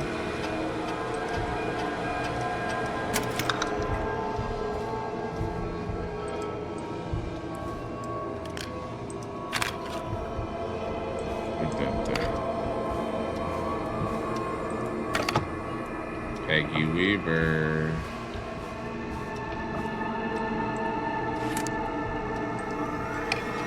Hey, Peggy. I think Reggie's on to you and Karen. Maybe don't bring those little drink umbrellas into work for a while. What? Why are you reading my file? You need to find someone who can help Casey. We already know I can. Don't waste time. You're right. I'm sorry. I need to focus on possible candidates. I really shouldn't have read both. We're in a hurry. I've never seen somebody gel with everybody as quickly as Peggy has. Her, Karen, and Barbara have really become a little family already. Maybe we need to run this station on girl power. Hopefully it's cheaper than electric. Sometimes I wonder if Peggy secretly wants her own show. She hasn't been shy about getting involved in the calls on the screen. Sometimes it feels as though Forrest could just leave for a coffee mid-call and nobody would know. God dang. Peggy and Karen have missed another work event, this time first aid training, because of their training sessions. Their collection of cocktail parasols grows after each session. Why are they doing training sessions at a bar?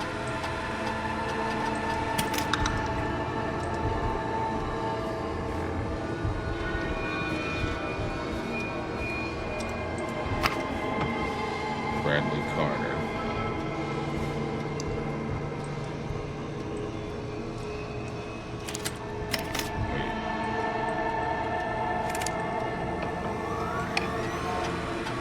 Bradley Carter, food critic. When I hired Brad as our station's food critic, people said I was crazy. We only have 3 takeout places and a diner. What's the point?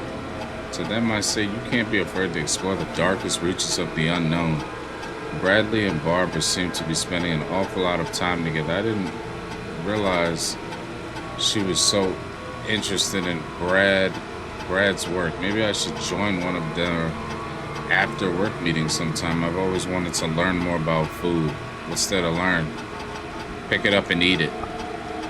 Brad and Barbara ended up missing most of our first aid training session. Brad made a joke about practicing mouth to mouth, and Barbara got really upset and stormed off. The joke wasn't that bad. Hey, in 2025, the joke is that bad. Karen Lawson.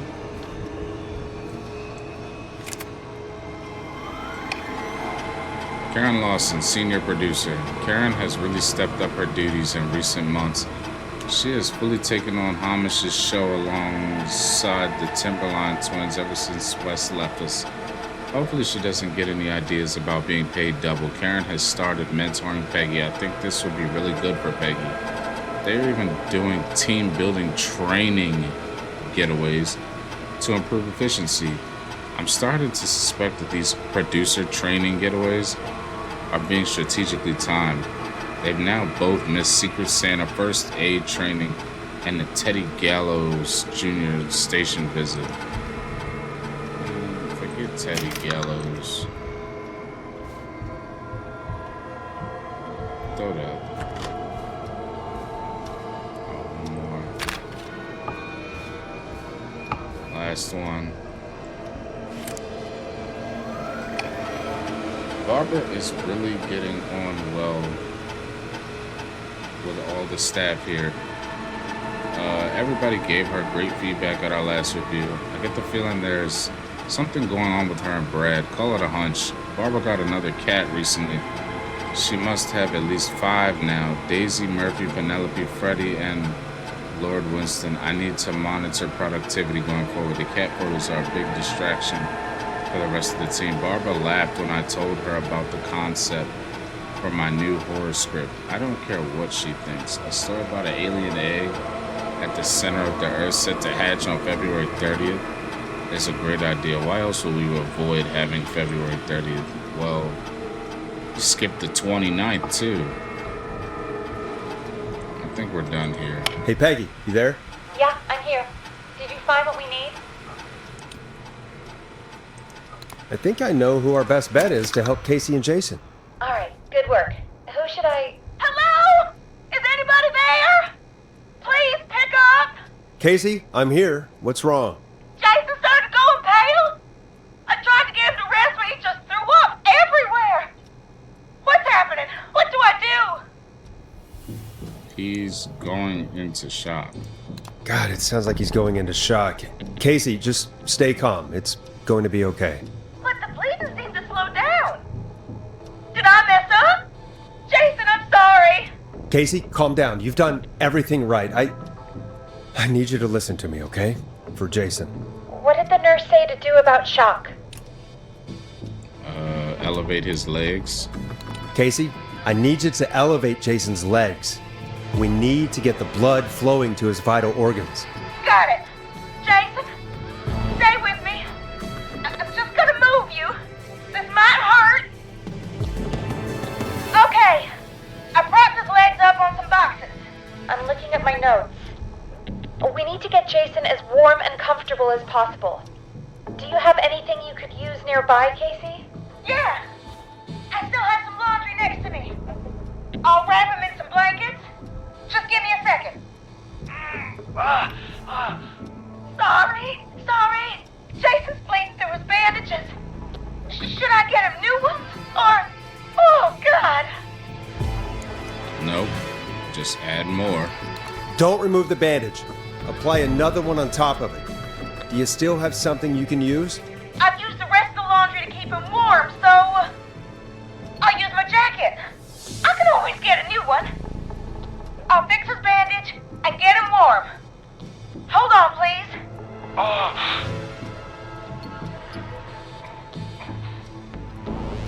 Sorry. I'm done. You're gonna be okay, Jason. Just relax now, okay? Boris, I'm scared. He's not doing well. Is he gonna... Be strong.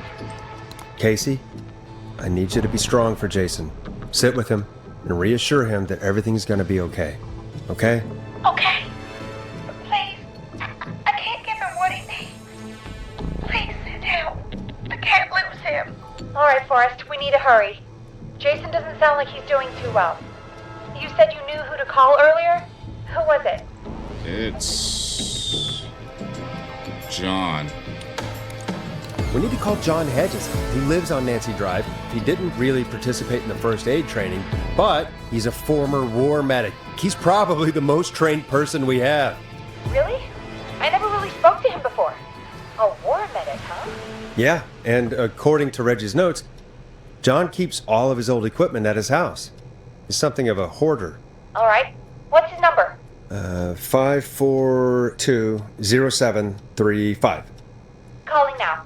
Let's hope he picks. Who the hell is this calling me? What time is it? John, it's Forrest Nash here at KFAM. We have an emergency and we need your help. Forrest?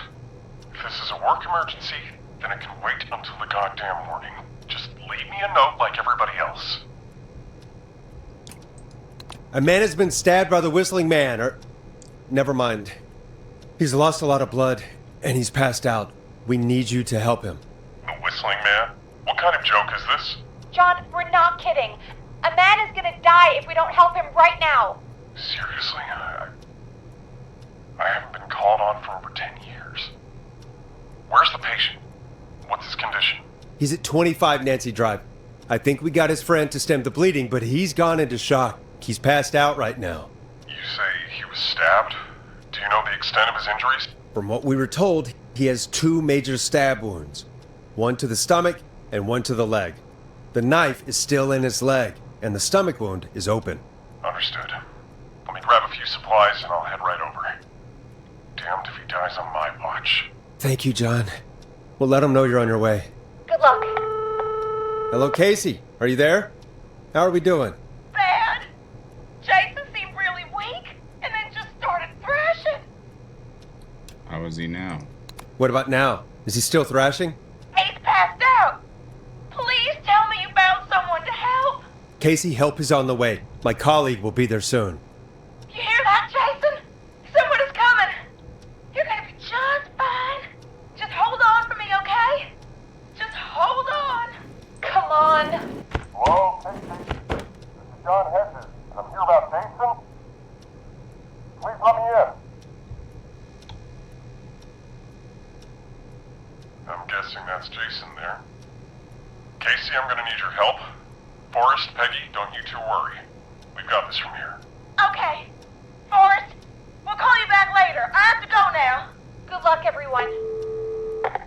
God, I hope he's gonna be alright. And with that, the show moves on. We're sending our best wishes to Jason. Why is he... Well, after all that excitement, I think we could use some music. Come back upstairs when you're ready. I forgot what I was gonna say.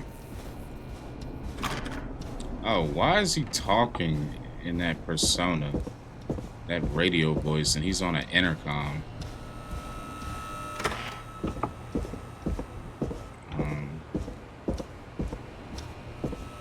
Let's just keep it.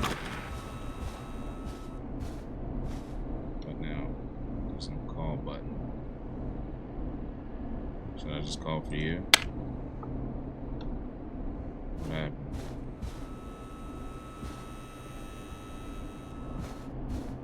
What happened?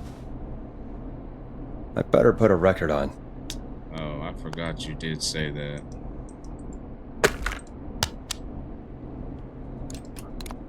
It's getting pretty late. This might be your last break for the night, so try to enjoy it. Give me a buzz when you want to go back on air. Alright, let's take a stroll. Taking another stroll. If you made it this far through the video, I just want to let you know I appreciate you.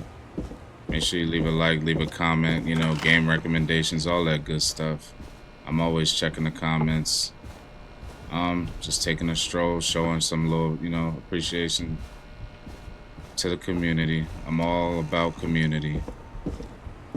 I love playing the games, but the connection with the community is just important as turning the game on and loading it up. Let's get back into this. Let's roll. You got it. We've got another call coming through, too. Go caller. Welcome back to 189.16, The Scream. I believe we have another caller on the line. How are you tonight, caller? Forrest, it's me, Roller Ricky. Oh, and Maxie's here too. Hey. Are you okay? Not under attack again, are you? Oh, we're good, man, thanks to you. You're like our guardian angel. That wouldn't be a bad look for you, Forrest. A little White Wing Halo number? Maybe something for the K-Fam Halloween party. All right, everyone, let's calm down. Ricky, I'm just glad we could help you and Maxie. Is there anything else we can help you with, Ricky? Actually, I think I have some info that might help you. Really? Oh? What's that? You see, man, me and Jason know each other. You know each other? Yeah, we went to Gallows High and played on the football team together. He was a gnarly offensive lineman, and I was our star wide receiver. Runner Ricky, they called me. All right, and what does that have to do with tonight? Well, because George, the guy who drowned, he was on our team too. Keep talking. Keep talking. What happened? We had our first team party on the night he drowned. He seemed like such a good dude. Ricky, were you there when George drowned? No, man. Once the party turned, I beat feet out of there. Man, I remember George and his girl there. There was a whole lot of love, man. I could see it, you know? What was her name? Ricky, please. What was her name? I never got her name, man. He just called her Bean. I didn't really know her before or see her after that. Then what did she look like? Please, tell us anything you remember. I just remember a pretty girl, man. I'm sorry. Ricky, you said the party didn't last long. What happened? We were just having a good time, and then the next thing I knew, everyone was running for their life. I looked up and saw that goddamn whistling man in the trees.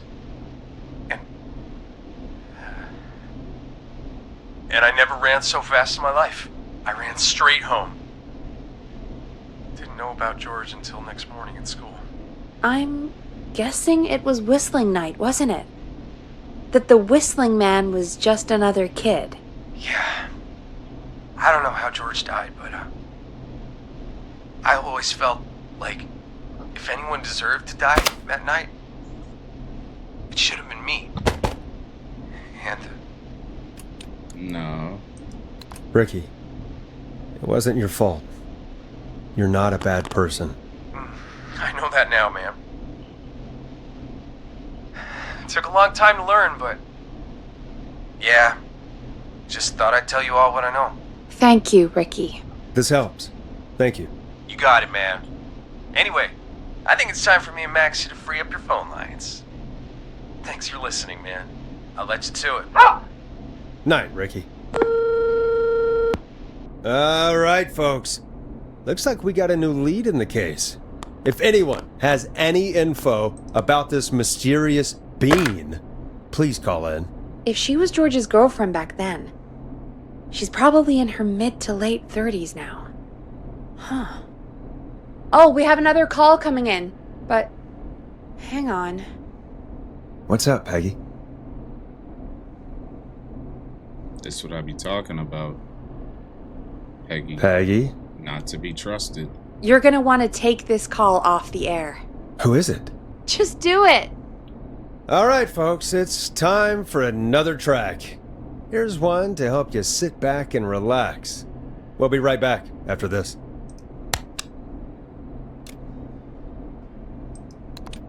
I hope this is good news, Peggy. Who have we got? Find out for yourself on line 1. Go line 1. Hello? Forrest! I'm glad I got back through to you. Sounds like it's been a busy night, huh? Surprise! It's Leslie, our 911 operator, leading the charge from Henderson to come save us. It's so good to hear from you. Are you okay? We're doing okay. Sarah and I are both happy to be headed back home. We're happy to have you too. Wait, Sarah? Oh, yeah, I mean Deputy Martinez. Anyway, we got back into radio range a little while ago. We've been listening in, but haven't been able to get through until now. It's been a long night. Ever since you found Sheriff Matthews, it's only gotten worse. It's been a long night. Well, it shouldn't be too much longer now. I'm glad I got through to you. I wanted to let you all know what's going on. I made it to Henderson. Turns out somebody had cut the phone lines, and they had no idea what was happening. After I told them, well, their sheriff sent a goddamn squad back with me to stop this. That's great news! That's crazy about the phone lines, though. Do you think the Whistling Man cut them? I'm guessing so. I don't know how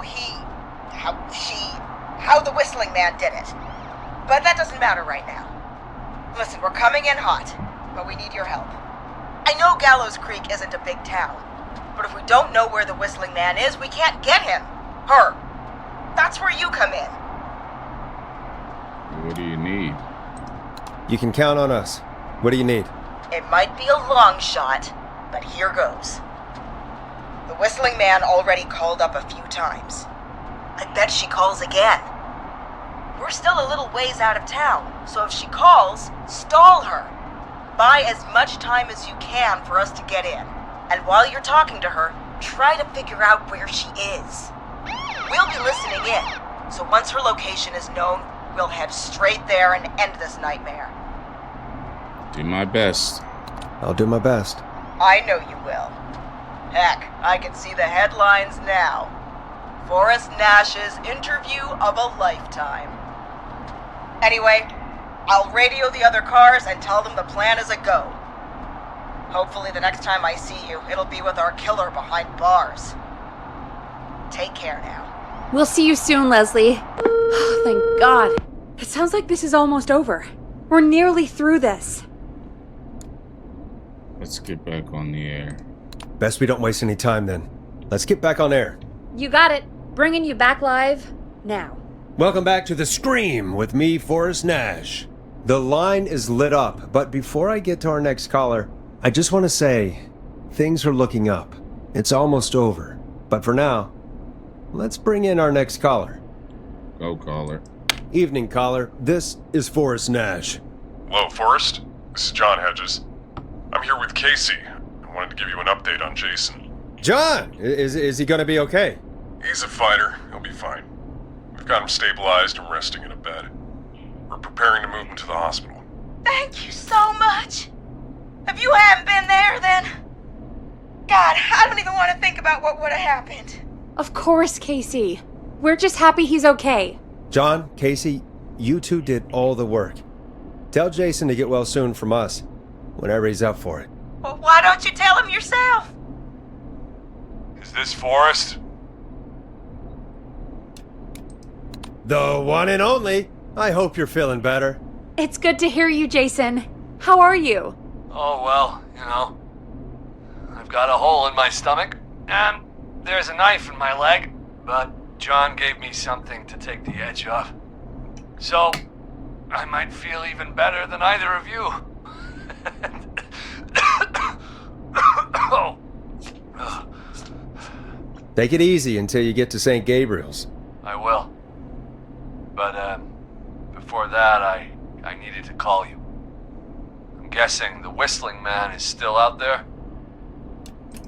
Yes, the Whistling Man's still out there. Why do you ask? You know something about the Whistling Man, don't you? Yeah, I do. Can we talk about what happened earlier? Go for it. We spoke to Roller Ricky not long after you were attacked. You spoke to Ricky? Is he alright? He is now. I mean, he was attacked earlier, but this call came after. Hey, guys, I'm really sorry, but there's a call on the other line. I just need to make sure we don't have another situation brewing. You fill Jason in on what happened. I'll be right back. Sure, Peggy. Sorry, Jason, where was I? Yep. Ricky's fine. You don't need to worry about him. That's a relief. He told us about George. Sounds like everything's finally coming out now. It's been tough to hold it all in. Sounds like you've been holding back about something awful, Jason. I'm part of the reason my best friend is dead, Forrest. And the few who knew about it said if I ever said anything, I'd find myself in jail. For a long time. It was hell. And then the town just moved on. Like he'd never existed. What happened? What happened that night? I went along with the stupid prank, that's what. Whistling night. Some of the guys on the football team had an idea for a way we could haze the newcomers. We decided to plan a party in the woods and have the Whistling Man crash it. It was stupid. We each had a role. I was the stabbed friend. At the party that night, I left the group for a second, met our Whistling Man, pretended to get stabbed in front of everyone. Started an almighty panic. Those screams. That was the last time I saw or heard George alive. How did George die, Jason? I don't know. I was playing dead. But when I heard her scream... Ricky mentioned a girl named Bean. Is that who you mean? Bean? Oh yeah. I guess George did call her that. Yeah. He called her Bean. I heard her again tonight, Forrest. Her name was... What? What happened? Are we still on air? No, we're not. Seems like the power is completely gone. How do we get it back on? We can use the emergency generator down in the basement. Reggie picked it up a while ago, in case we ever needed to do an emergency broadcast. An emergency broadcast? Emergency? Nuclear war, alien attack, broadcasting a serial killer's location to the cops so we can end this nightmare. Fair point! It's in the storage area, in the far back corner, up on the wall. You might have spotted it earlier when you were digging around for all those tapes. It'll have a big red button. Just press that. I'll see you when you're back. About the key. Oh no, I have the key to that. The voice acting on this game is just not spoke on enough. And this, I don't remember how old this game is, but the voice acting to this game is something like no other.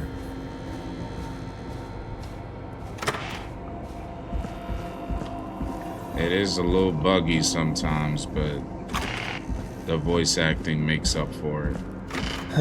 Far back corner. Why is this station so big? Yeah. I've been back here before. I just passed this, this. That must be it. Boom! We've got power!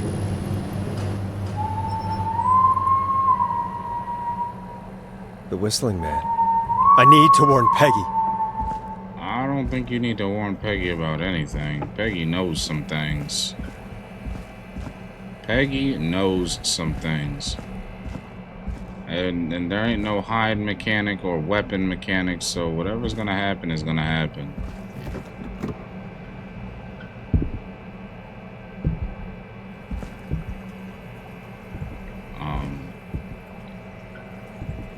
Excuse me?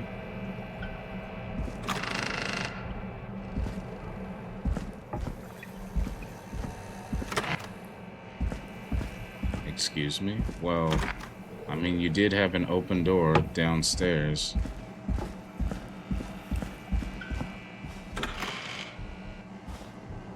The music stopped. I'm willing to bet anything Peggy is not in that office. Because as I said, what the hell?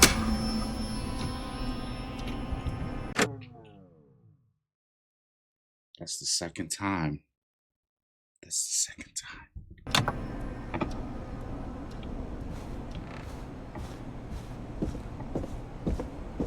I don't even know where that noise came from. Bro, that just gave me chills. Yo, that just gave me chills. Oh my goodness. I know y'all saw that.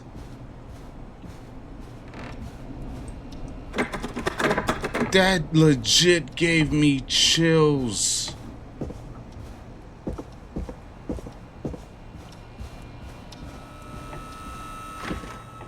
She ain't gonna be up here.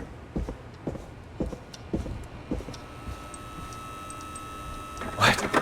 Why is it locked? What? Why is it locked? Oh no. Peggy! Where'd you go?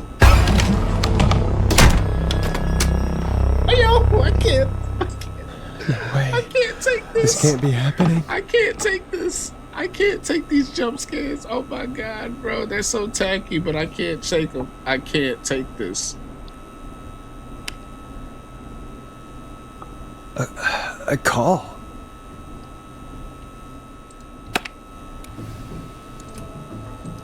What do you want? Good to talk to you again, Forrest. You know, I've really enjoyed our chats tonight. I guess we've had some moments. My favorite was when Ricky ran you out of the rink. Ha! You sure did get me then, Forrest. Where's Peggy? Have some patience, Forrest. It's almost the end of the night. Almost the end of the show. But it's not over just yet. Got a little time still. So let's make the most of it. I'm curious. All right, let's. I'm happy to hear that. Huh? I thought we'd end tonight's Whistling Man special with a special guest. The one who started it all. Well, let me take that out of your mouth and... You crazy bitch! Let me go! Welcome to the air, Mr. Teddy Gallows Jr. Wait.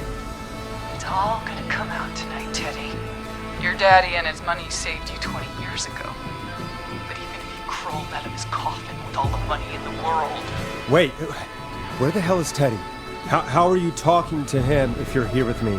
Because I'm not there with you, Forrest. I'm here with Teddy. And if he says where that is, well, he knows he'll get it. Then who's here? Wait, then who am I looking at? Forrest Nash, let me introduce you and all of Gallows Creek to my boy, Henry Barrow. Your son? Your son? You mean you... Wait, that he... Yes, Forrest. He and I had a son. So there were two Whistling Men tonight. Of course! That explains how you were always able to get around town so quickly. And that's how you escaped the secret archives in the newspaper office. Don't think I've forgotten about that, Forrest. Locking my sweet boy away like an animal. Hang on. Did you say Barrow? Then are you... Let me just get this mask off. Damn uncomfortable thing. No wonder Mooney went crazy wearing this. There we go. Marie Campbell?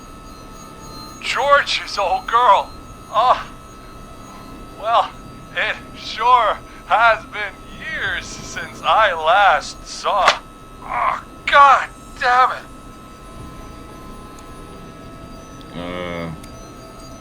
Where are you going with all of this?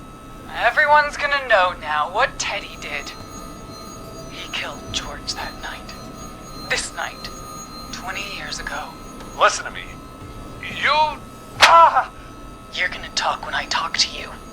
And not a moment before.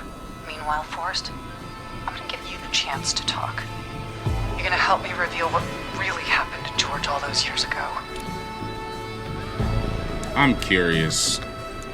Okay, Marie. I'll do it. Good. Then let's talk about the night George was murdered. Murdered? Listen,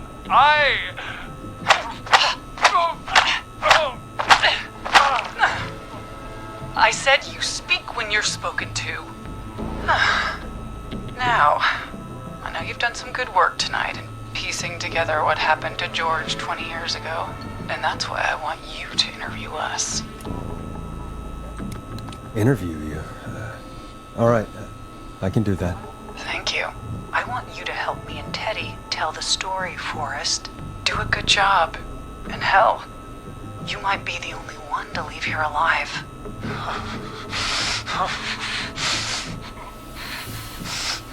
I need to drag this out. If I can buy Leslie time to get back. Listen, I know it sounds like I'm siding with them right now, but at the end of the day, this whole town is wrong. I'm not saying this isn't justified, but this is a small town. I think this town only has 3 cops, 3 police officers, and one of them right now is in Cancun, and he don't know nothing about what's going on. 3 officers, and this whole town created this cover-up story and acted like this young man just did not matter. They created this fabricated, he was drunk, he drowned, they moved the body, just treating him like he's nothing, like nobody. Like, I feel like everybody is a somebody. Like, the way this town really went about covering this man's death up is just wrong. I'm not saying she's in the right, she's wrong too. But if there was a side I had to pick in given the situation with the small town, little resources, 3 cops, 1 ambulance, I'm siding with this. Nobody wanted to speak up. Everybody just wanted to sit in fear. Back to Gallows Creek. And if I can find out where Marie is, then this can end. Teddy, we'll start with you. Just, talk me through what happened that night. How did it start? How would I know? It was 20 years ago. Hit him again, Marie. Ow. What the hell? God damn it. Okay. Our first team party was coming up, and when I saw the date it was scheduled for, I had an idea for a way we could prank the new guys. Whistling night. I understand that kids in Gallows Creek know tonight as Whistling Night. I'm guessing that's what you mean? Well, we didn't have a name for it then. It was just the night that Mooney went missing. But Whistling Night is what they'd call it later. Wait. You mean this was the first Whistling Night? Keep talking, Teddy. We went up near Whistling Point. God, who was there? Me, Jason, and George, of course. But George didn't come alone. He brought Marie. And Roller Ricky. He was there too, wasn't he? Yes, Ricky was there too.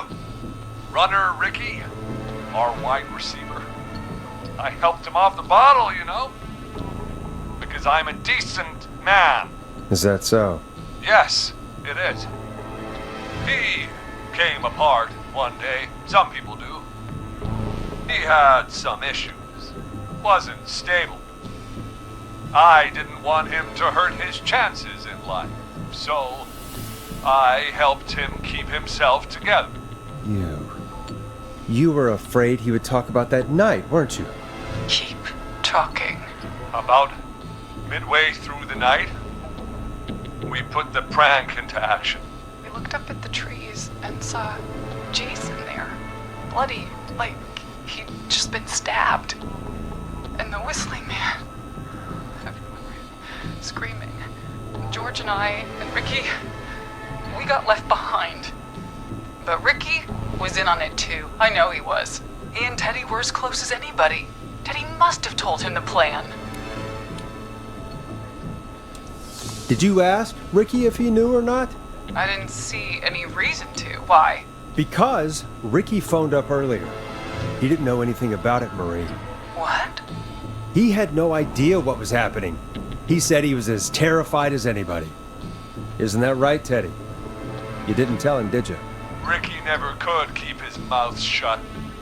If we told him, he would have given everything away. But well... It doesn't matter. He didn't run his mouth enough to tell anybody about it afterwards. He's still guilty. It was just a stupid prank. Hit him again, Marie. God damn it! You made George think Jason had been murdered. He thought his best friend was dead. And so tonight you stabbed him for real? It's the role he wanted to play. Jason's still alive, Marie. He was with a friend. We talked her through how to stop the bleeding and got him professional help just in time. Oh. Well, shame he didn't have the good sense to die earlier. He's gonna regret that. Enough about him.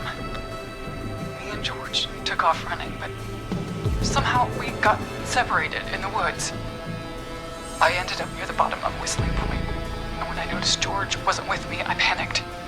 And then, I don't know how he snuck up on me, but the Whistling Man grabs me. I scream, and he starts laughing, telling me it's just a joke. I could stall for time here.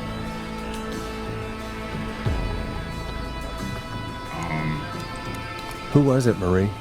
Who was the Whistling Man?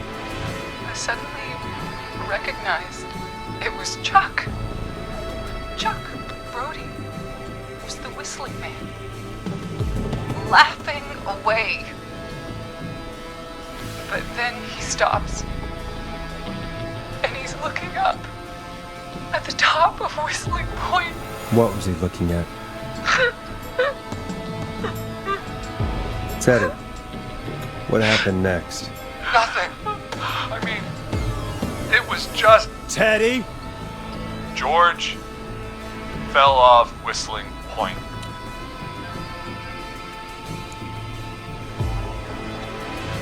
Where were you? Where were you when it happened? You pushed him. You were up there. You were dressed as the Whistling Man too, and... I didn't push him, God damn it! I just chased him up there, and he kept backing up. When I saw he was about to go over, I reached out. That's what you saw. You liar! It's not my fault. He didn't know it was a joke. If he'd had any brains, he would have realized. You bitch. No one's going to believe this. After all you did. If she's lying, why the cover-up? My future was at stake, Nash. You know what it's like. People like us are bred for bigger things. I'm going to be the mayor of this town, of course. And then governor. And then, who knows? What happened that night was tragic. It should never have happened. But it was a mistake. It was just a stupid joke gone wrong. So my father sent Clive out to clean it up. Why should a blip ruin my future? George was a blip? That's an evil thing to say, Teddy. That's the way it is. My father agreed with me. Sandra found him the next morning while out jazz running. She found him in the river, but she lied about that to protect Teddy. She said something about her rent going up, unless she... Teddy, did your father own Sandra Sharp's dance studio? It's Gallows Creek, not Sharp Creek. This guy is a selfish tool bag. Hit him again, Marie. Damn it. Yes! Okay. We own most of the town. That's it then. Your father was going to run her out of business unless she lied and said she found him in the reservoir instead of the river. What my father did in his business dealings is nothing to do with me. The false reports. That's why you killed Sheriff Matthews too, isn't it, Maria? Not just to get him out of the way, but... Everyone was in on it, Forrest. Even the coroner wrote a fake report. Said George was drinking. That he'd just got himself into trouble. And Fake report? I only heard the tapes. you'd be disgusted by it. For all it's worth, Virginia didn't have much of a choice. She had a sick sister whose treatment she couldn't afford. She played along with the gallows to save her sister's life. And her own. Even still, she should have told the truth. I did my part. I tried everything I could think of. I even went to the newspaper, but no. That coward killed the story. We'll take care of Maurice Russell later.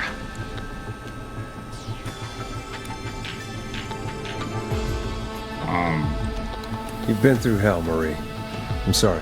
You've got no idea. Never should have started. He shouldn't have pushed my George off a cliff. He should have been punished. But it's coming to a stop. At least for now. Here, where George and I first met, before he joined your football team, was right after he shot the winning throw. Wait a sec. You're at Gallows Creek High, in the gymnasium. That's right, Forrest. Not that it matters, but yes, we're here. Anyway, I think that about wraps up the interview with Teddy. So... Marie? Where? Oh my god. Peggy! Teddy? You gotta help me. Quiet. You'll talk more later. You know I have to talk to someone who mattered more than you ever did. Peggy. It's been so long since I've seen your face. I worried you wouldn't come. Marie! Oh my god. I thought you... And here I was, thinking you'd forgot me. I'd never forget my own sister. Sister? Peggy, what's happening? Why are you even there? Wanna explain, Peggy? Earlier, while you were speaking to Jason, I got a call. Do you remember? Well, it was from Dawn. She said that my sister Marie was there that night George died, and that I should come to the gym for a reunion. And when you walked in, you found out. That my sister is the Whistling Man. Good to see you too, Peggy. Why didn't you tell me any of this? She said that it was my last chance to see my sister. I knew if I told you, you'd try to stop me or come with me when we need you on the radio. And I just...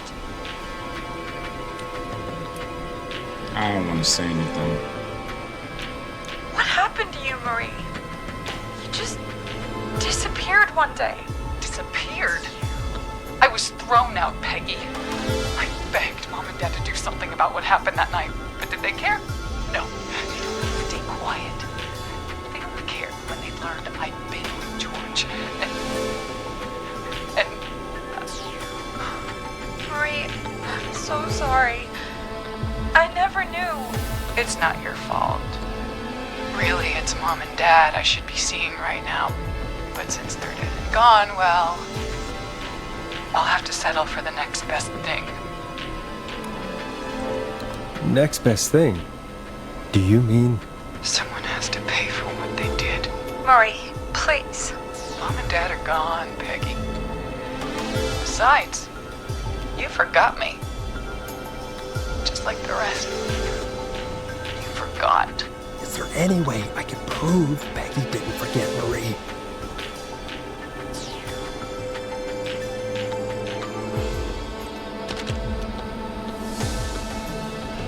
Marie, Peggy never forgot about you. Keep your mouth shut. She kept a card from you. She kept it here on her desk. What card? The card you made me for my 8th birthday. What does it say then? Happy birthday, Peg. Now you're great and 8. Love, M.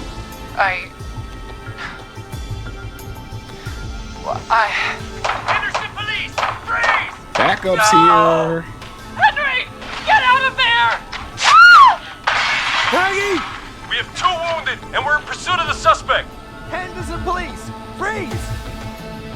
Forrest! Leslie, how's Peggy? She's been cut pretty bad, but we're here now. I'll be okay. God, Marie! Hey, Zara! I need you to look after Peggy. She needs help. Now, we got here just in the nick of time. Where's Marie? She bolted right as we got here. The police are right on her heels. It won't be long now. It's over, Forrest. Well, folks, it was a long night, but we made it through together. I'm gonna head off to go check on Peggy. This has been Forrest Nash. It's been a scream. Good night. And good morning.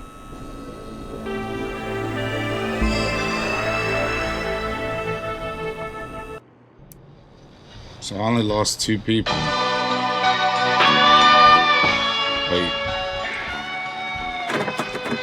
I don't know if I can use that music.